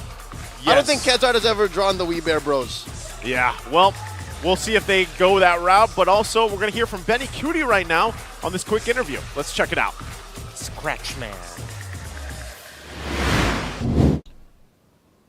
This season, masasabi kong nagtagumpay ako if maulit yung feeling nung season 11, tama ba? Season 11, na mabuhat ulit yung trophy. Kasi para sa akin, yun naman yung mostly purpose ng mga player na parang yun yung pinaka gusto nila ma-achieve. Kumbaga, para sa akin, ayoko mag-settle for less. Gusto ko yung pinakamataas yung makuha ko para once na hindi ko man makuha, siguro kahit magkaroon lang spot sa MSC, makapaglaro doon, masabi ko na rin nagtagumpay ako nung season na yun. Inaalay ko yung season 13 para sa wife ko, pati sa anak ko. And kay Juan man, pati kay Seska. Kasi simula nung medyo na-reach ko yung tuktok na, ayun, nakapag-world champ ako, marami ring tao talaga na malalaman mo na ayan, nawawala sa buhay mo. So, sila na lang talaga yung, ayan, yung kasama ko araw-araw. Yan, even after practice nga, like nababanggit ko sa ibang interview na kasama ko. Ayun, so silang dalawa talaga yun. Na pag may times na tinatamad ako mag-practice, kunyari ganyan, nakatamad mag-RG kasi parang feel ko parang walang learnings, ganun. Iniisip ko sila, tinitignan ko sila. And then parang bumabalik ako sa main reason ko kung bakit ko ba ginagawa in the first place. So, magsisikap ulit ako. What a heartful message there from Benny Cutie. Again, a lot of these people, you have to know your why for the stuff that you're doing. And for him, it is his family, Seska, and his baby, Wan, right? His daughter. And so, again, when you've reached the top before, and you've been a champion, you've been a world champion and everything, you always have to go back to that main reason, the main why for you, and really finding yourself on what makes you feel that achievement, because we've heard that before. And now for this game, when it comes down to AP Bren will pick the blue side Going to game for 3. game number 3. It's a second game 3. Man, I feel, hey, if the next series we go to 3 games again, that will be the most games we've had in the regular season, I think. We haven't had it 9 days. 9, yeah. Oh, yeah. We'll save the best for last. Oh, hopefully we get to close out our season that way. That'll be a very interesting end, a great end. And then to hopefully season 13. 7 games in the grand finals. Oh, let's go. I would. Even 5 games in the semis. Right? 5 the and upper 7. and the lower. Let's do it. Let's do it. That's Why what we're not? hoping for. And now, I mean, again, what it comes down to is I want to know do we still go with a stress test or not, or do we go back? No. Do we go back? Wait. To the setup here. Here's the thing. If you go for the stress test, and the stress test was only really caused by the fact that so many junglers were banned, right? Yeah. So what if now they ban normally, which I think we're on our way to, right? AP Bren on the play, banning out the Minotaur, the Luyi, and the Vixana. Echo banning out the Matilda and the Fredrin. Is this a Harith ban here? I would like a Harith ban for Echo. Maybe, well, if they ban out the Harith, they could call for an early Roger pickup, but we have seen Roger get first picked a couple of times this season, if I'm not mistaken. There are teams who are not necessarily shy to pick it up. Yeah, you can just go Harith here, unless you want to contest the back, play the whole Baksha Barrett's game. No, you'll end up with one or the other, so you're fine. Yeah. Right? Pick up the castle. I mean the Harith. Do it. Harith. There it And is. of course it is. Little boy. Then I'd rather have the... Okay, Baksha or Barrett's? I would say if it's Echo, Baksha. All Val right. Vax. Ooh, Bax Val. Bax Val. Valentina getting a little bit more love earlier on in the draft. What? That's different. Okay, no, it's like because Echo know that they can still They'll end up with one or the other. With one or the other. And it doesn't matter. Okay, you know what Ah. surprises me though? Renmar Santa Cruz. You know what surprised me though? Yes, Leo. Is that Abangan. it's the Arlo just went through. Ah, Neither yes. team prioritized it. And now with Echo having the Valentina, AP Brand's going to be thinking about what ultimates that they want to give. So are they going to pick up the Arlot? Are they going to pick up a Grok to get Vision up against the chip? There's the They get the box. Baksha and they go Angela. This has to be a mid lane Angela for few, please. It must be. It has to be. We've seen and groaned at Rome Angelas. Okay, here we go. Echo now. Do they go for the Barats? Because if they don't go for the Barats here, best believe AP Brand's going to ban it. That's it. Yeah, for sure it's going to be the Barretts because with the chip present, it's not just going to be all chip. You also have the Barretts be the front line. So, taking things out now, you're going to have to take out a Rome. I would like to see Echo take out the Grok. Oh, they're reading into. They're really thinking that Ogwen might pick up this Rome Angela. Yeah.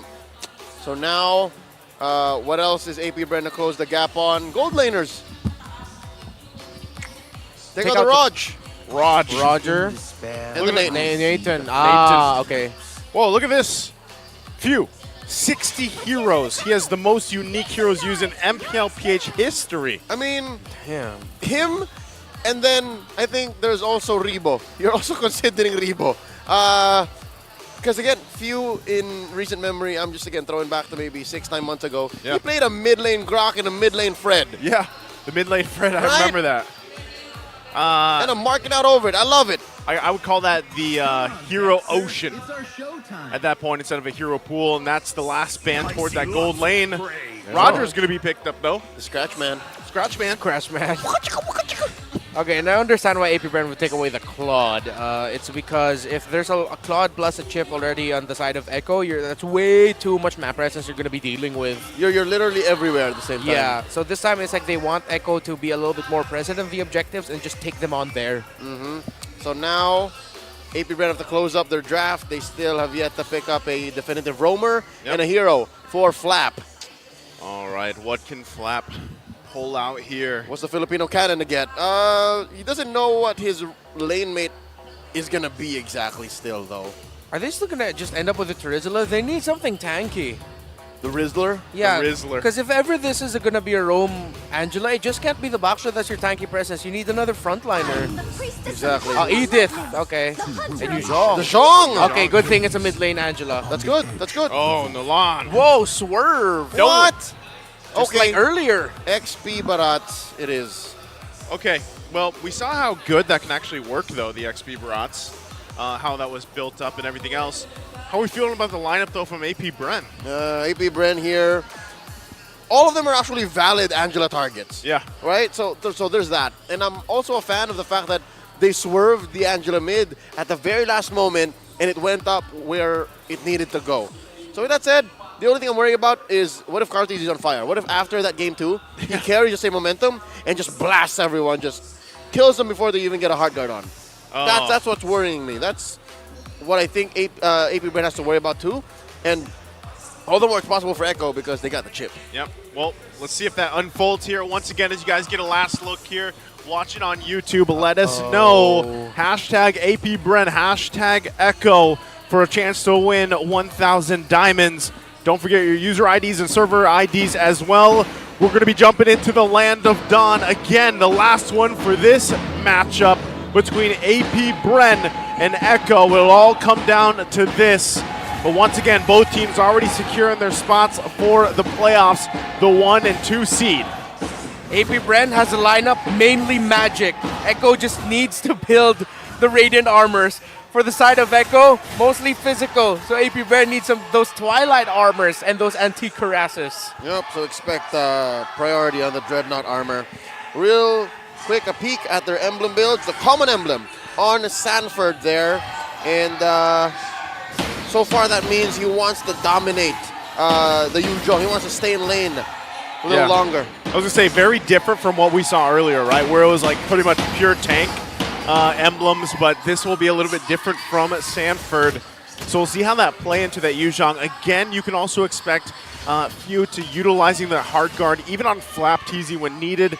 It can cause a lot of havoc later on towards these objectives, but right now we take a look at these early rotations and really where things kind of set into place now.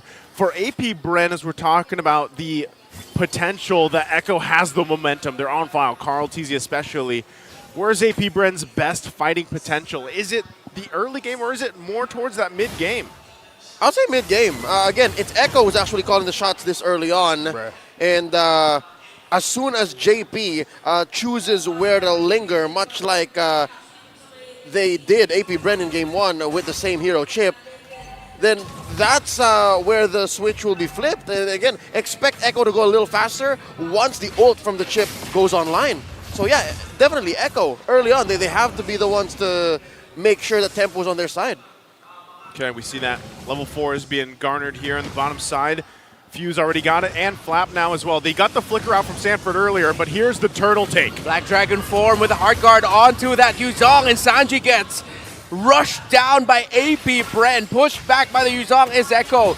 And this is the problem that Echo has against the lineup of AP Bren. A lot of control, a lot of forward peel. Carl TZ, is he going to be able to get his purple buff? And most importantly, is he going to be able to survive this? He does both. Okay, but hold on, Sanford might not be able to hold on, but he's under the turret, so he gets that damage reduction.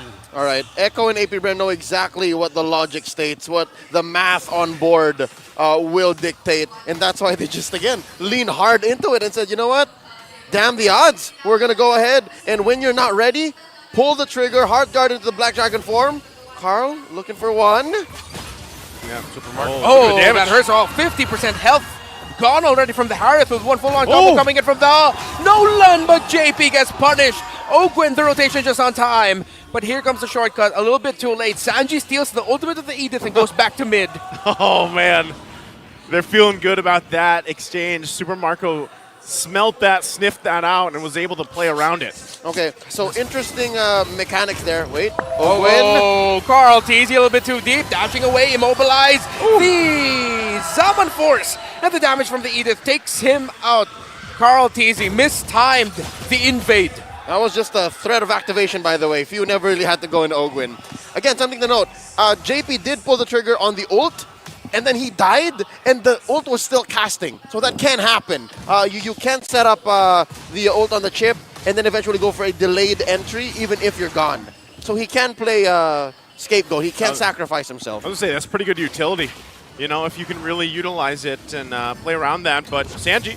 Oh, he's going to get caught off here. No flicker. Actually just used it. He's going to be able to get away, but already forced out the Primal Wrath that he had stolen from the Edith in the top lane. He's going to have to steal another ultimate later on. Okay, we're back to it once again. Turtle flicker from Sanford. Entry by Sanford, not going to be able to land the death in his welcome now. Looks like he might get punished, but JP's here for the stun as well. Carl TZ looking for the burst down. Angela Heartguard is what we're waiting for here. But just a threat of activation, as you mentioned earlier, by Few. No commitment just yet, as the turtle has spawned. All right, no one to burst down from AP Bren. Again, I was looking at Few, I was looking at Super Marco, maybe a softer Flap TZ for Carl TZ to hunt down.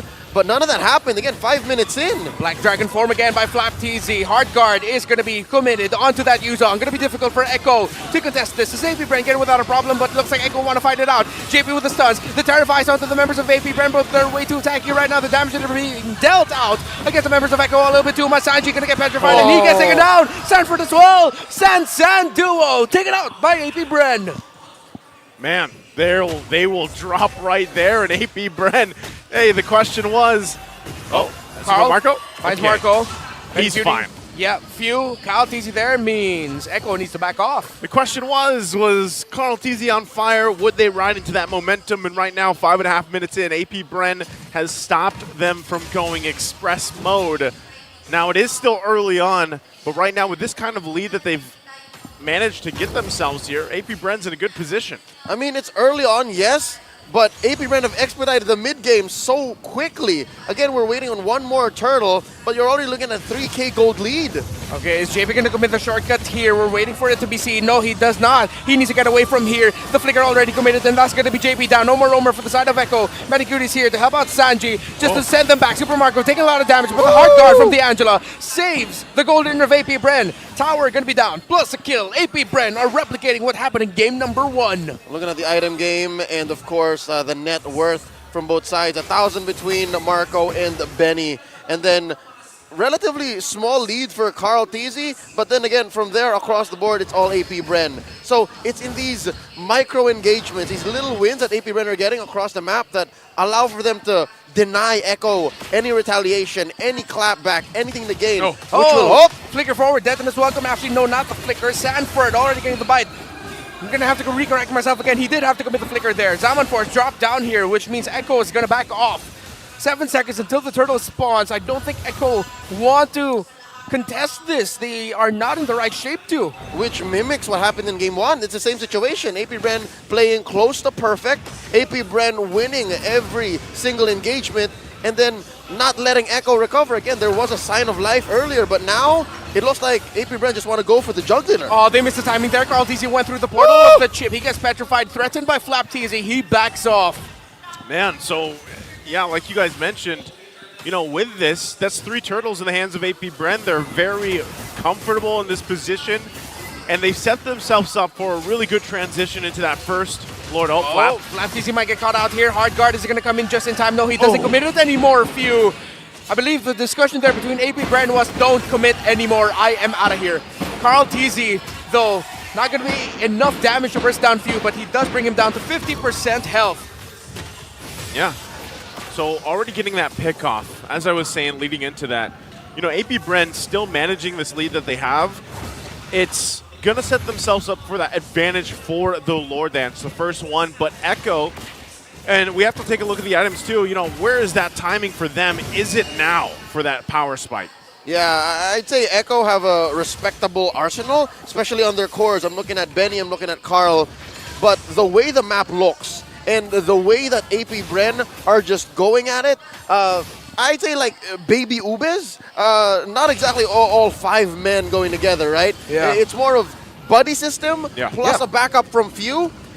It's just so hard for Echo to deal with right now, even if they have the chip. Signature AP Bren buddy system. We've discussed it multiple times throughout the season, and they're just showing why they ended up winning Season 12, why they ended up winning the M5 World Championship. And one thing, though, I really gotta still commend Echo in terms of the items, the map. Yes, AP Bren has a little bit more presence, but just a slight readjustment means Echo can level things out. They've gotten resources in other parts of the map, despite losing all the turtles, despite being down in kills. It's actually quite miraculous. Echo is in a good spot as this. Okay, mid lane, that's the focus. They want to clear some of these out the best they can, but it's ultimately that Lord they want to go for. Sanji picks up the ultimate over from Kyle TZ. Ooh, that's less than ideal. Yeah, that's not the one he probably wanted, but he grabbed it.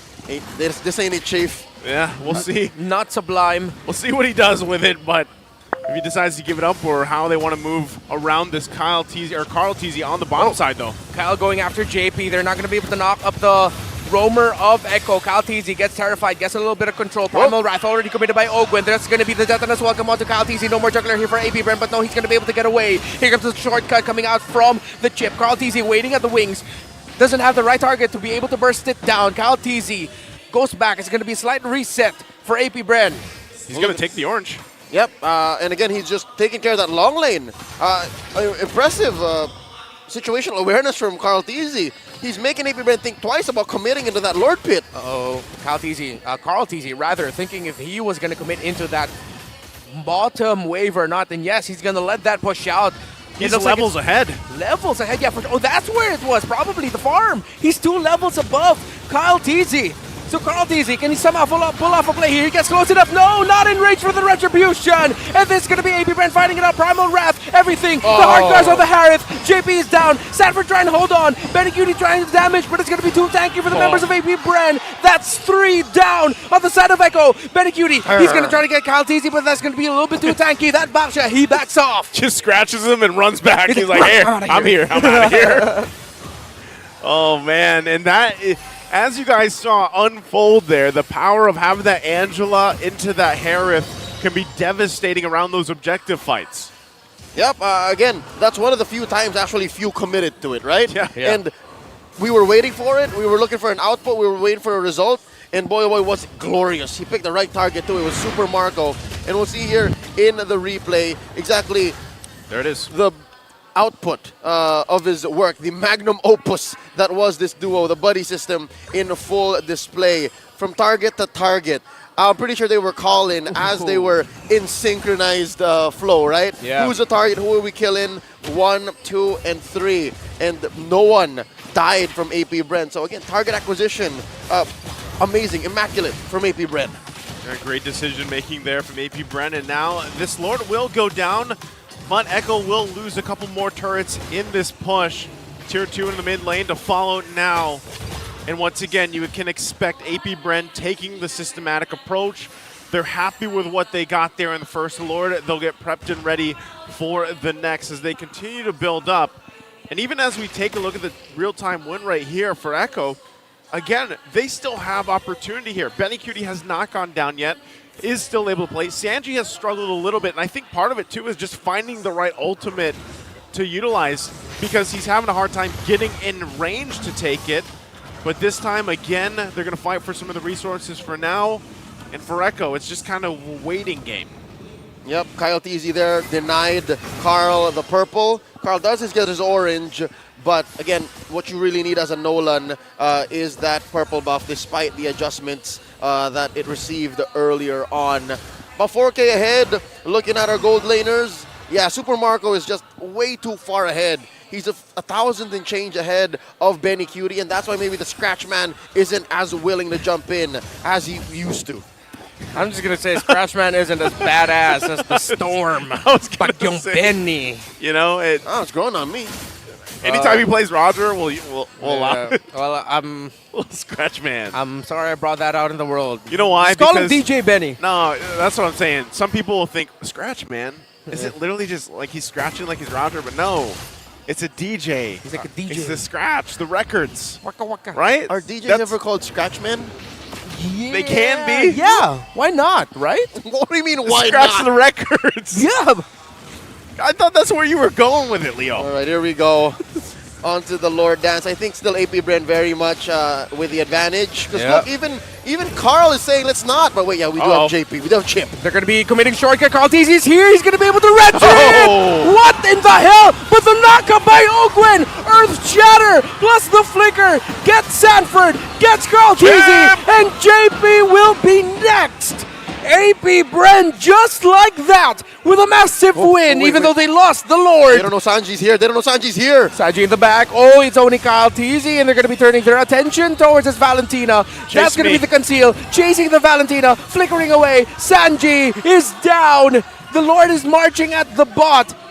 And Sanji's diversion as the Valentina helped out. I mean, they were buying time so that hopefully Lord would have stayed here a little longer, got a few more hits on it. But again, that's all they get. Half health on that bottom lane inhibitor. AP Brand cleaning up house.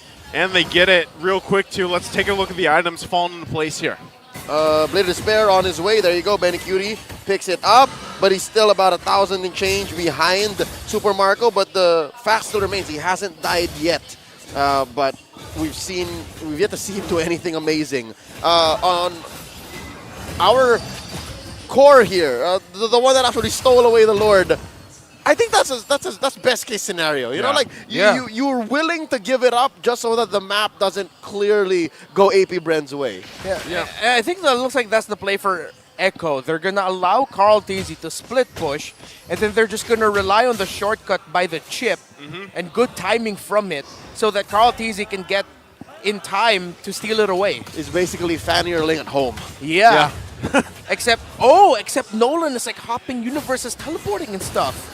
with the help of a cybernetically enhanced fox. So he's far away from home. Cyber furry. Yeah, and you know what's kind of scary is the fact that, again, Carl Teasy doesn't have to get kills. He doesn't have to do any of that. But if he can just play around with that little bit of finesse, get these lords stolen somehow, some way, that can inch Echo closer to winning this game 3. That's kind of all it takes for them. So I think AP Bren, you have to really pay attention to how do they adjust from what just happened with that. And you can see that Rose Meteor being picked up here by Carl Tizzy as well. Giving him that little bit extra time, even if he has to force himself in that range, in that fighting pit. But look at this, Conceal going to be used. Oh, Sanford's going to get caught out there. Ogun Earthshadow. Oh, Deathless Welcome was committed so that he wouldn't get thrown back. Woo! And now damage on the Flap Teasy. Wow. The damage by Benny Cutie. The counter for Echo. And AP Brenner running for the hills. Ogun trying to hold back the damage dealers. Knock up by Ogun. Earth Shatter. Kyle Teasy, Super Marco, and the Angela still healthy. But Ogun is not. Shut down. Purple buff gets secured by Carl. Echo are still in this. Did you see the Scratch Man take out the dragon? That was good. That was good. 3 words for you. Divide and conquer. The only reason why that was possible for Echo to win, and again, the reason why they won that engagement was because AP Bren were caught off guard. Yeah. That wasn't the buddy system in place. They were literally in way 2 different places, and it all started with Sanford hitting the Dennis Welcome onto, what was Kyle Teasy? That was Oakwood. That was Oakwood throwing him into that mid lane inhibitor and going from there. Next was Flap, and then the rest of AP Brent could not respond. Amazing recovery from Echo. Yeah. And you saw how much damage the burst potential from Carl Tizzy came out, forcing that dragon form. Yeah. And wow, what a play. Flap Teasy, it looked like he was going to mess up the backline of Echo, but then he instantly popped Dragon checked. Form to get away. That was like a heat check. And then he's the one who got popped. Yeah, and then to add to that, I really want to go back to Sanford there. If he was the one who got knocked up and then thrown back by that Edith, it would have been AP Bren's fight starting the tempo. But since it was AP Bren forced to react that, oh my goodness, Oakland got caught out by the Detonus Welcome, because Sanford timed it perfectly, then it became Echo's fight to win. And with that, the gold lead that AP Brent held on for so long is diminished. And this real-time win rate cannot be true. That was what we had from the last time. I'd say it's right closer now, to 50-50 Yeah, now. it's got to be 50-50. Echo going to be marching in bottom. Missile Expert, look at the damage onto Kyle Teasy. That's just a bit, but 50% of his health gone just like that. Okay, they deal with this Lord here. They lose that bottom. Conceal, going to be used. Are they going to try to commit anything? They send back the members of Echo with the Black Dragon form. And now it's Echo's turn to be systematic, calculated with how they're going to continue the siege against AP Bren. Wow, suddenly, Echo have a synchronized map. Again, this is also a byproduct of that chip. They're able to be in different places. Sanji going in, that's going to be JP coming in with a little bit of a crowd control. But JP got really low. He's going to be taken down here. AP Bren with a counter. And they send back the roamer of Echo, but Echo have now turned AP Bren's base naked. Mission accomplished here. They got the base exposed.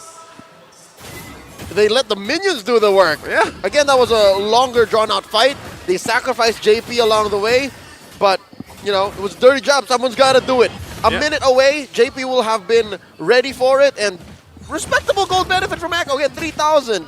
That's what you get from cleaning up your opponent's base. That's permanent damage AP Bren have to deal with, which is, again, partly okay. Honestly, they're fine with this because they can keep few planted in the base and taking down minions. That's one of the strengths now that AP Bren have to leverage and can do, which is, again, a roundabout way of doing what Carl Teasy has been doing. Yeah. Being across through the map, split pushing, waiting for chip. And farming his mind out.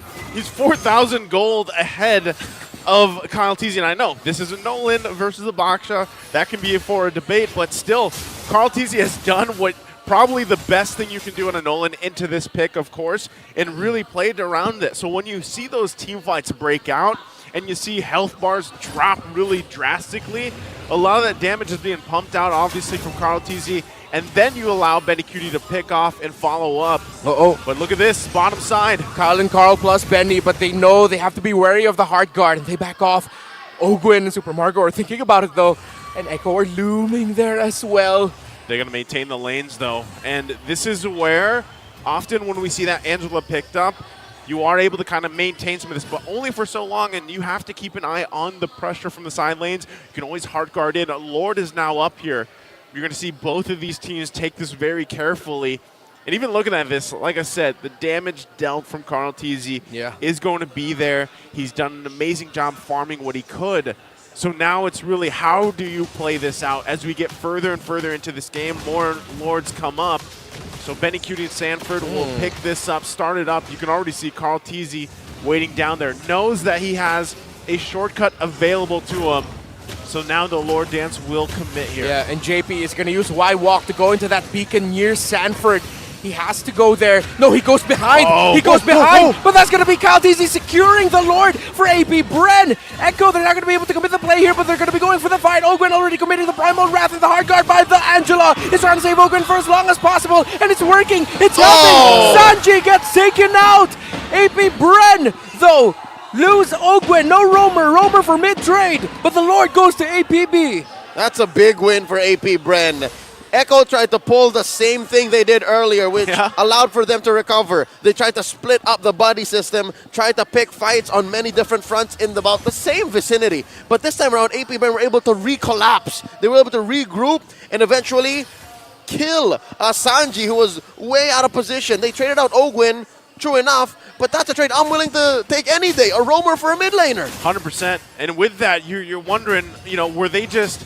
Was the idea to give up the Lord? The timing was not there for them, so then it was like, we want to win the fight, but look at the bottom. Oh, Carl and JP, they're trying what Rafflesia did. They can't commit the shortcut, and they're going to be going for broke here. They're going to be Benny Cutie getting the kill onto the Angela. Flap Teasy defending. Carl Teasy is here, but up top, Echo have Sanford to defend against the Lord. Along the Sanji, Valentina as well. AP Bren defends, and Echo back off. It's a base race. Almost. But just the same, a quick recall button will return Echo back to their base. That was close for both sides, but I think AP Bren, successfully penetrated top lane inhibitor. I mean, they were prepared for that play from JP, and I mean, from that lore, they at least got that top inhibitor, but still for Echo, I feel like they would actually be okay with that because it's like we kept it from being our entire base turrets down, and now they're on this side of the map. Oh, JP going forward. Purple buff secured by Carl Teasy. That's going to be the Black Dragon form from the Valentina. Are they going to press forward here? Angela, they have lost their timing. Fuel will be back. So with a hard guard back, Echo back off. A minute until another Lord. Again, it's approaching map scaling. This is an evolved Lord both teams are looking to get their hands on. Now, let me harken back to something that we're worried and we're wondering about. That last Lord that just spawned, that was taken care of by Echo, they were so far from it. I think they were just willing to trade it off, right? How about this one? Yeah. What about this one 30 seconds from now? Are they going to be so open to just let it go to AP Bren for the potential of a turn? I'd like to think not. I'd like to think maybe they're over the fact that maybe we can just suddenly blitz and turn. Maybe we should secure the Lord first and then kill. Or feign the focus on the Lord and then go for the wipeout. Because, again, if you're talking about weaponizing the map, I think Echo is just able to do it so much easier. I was going to say, I thought, weaponizing the map, weaponizing the chip, the pick that you have here, the way you can kind of maneuver things around. Yeah. And it's, hey, we've seen Echo do this many times before, even before Chip was introduced into the Land of Dawn. So now that they have that available, we'll see how they approach it. You can already see the positioning happening here for both teams now that this Lord is up. And, we're almost to that 25-minute mark. Things get a little more risky, dicey here. Yeah. Carl Teasy will wait as well, but Oakwood, Super Marco having the same idea. So they're going to just kind of keep things under control right now. And what makes it tougher for AP Bren is the fact that they have no more inhibitors, while Echo have mid and bottom. Yeah. So wave management for them is on hard mode. They're going uphill. Remind the world what you two have brought out. Echo, the Season 11 and M4 World Champions. AP Bren, the Season 12 and M5 World Champions. This series, earlier in the season, went 3 games, which AP Bren won. Now Echo can no longer challenge for the top 1 spot. But damn, they can win this if they can find a way to do so with the lead that they have. But I feel like as long as the Angela lives for AP Bren, the Heart Guard is the main defense of APB. Not only that, but a potential to find a pick off utilizing the flicker available. Oh, wait, look at this. They're rushing it. Carl TZ takes a lot of damage. Ogwen really low. Are they going to commit the shortcut? Because Carl TZ needs to get in time here for the steal. Here comes Carl. Here comes the Nolan. Here comes the hard guard. Who gets this Lord? It goes to Ogwen! The Edith! Winter Truncheon for Sanford. JP Bread really low. Super Marco has the hard guard. And AP Bread. It looks good for them. AP Bread are chasing Echo. They're running for the hills. But watch Carl TZ. Carl TZ making his way down the base. They have to do something. They have to. 5 seconds. Benny holding on against Flap. Few is here. Carl can't go for the split push N. And this Nolan will get chased down. Okay, they hold it together and now they're hunting Carl. Super Marco gets the kill onto Carl TZ. That's a shield. A single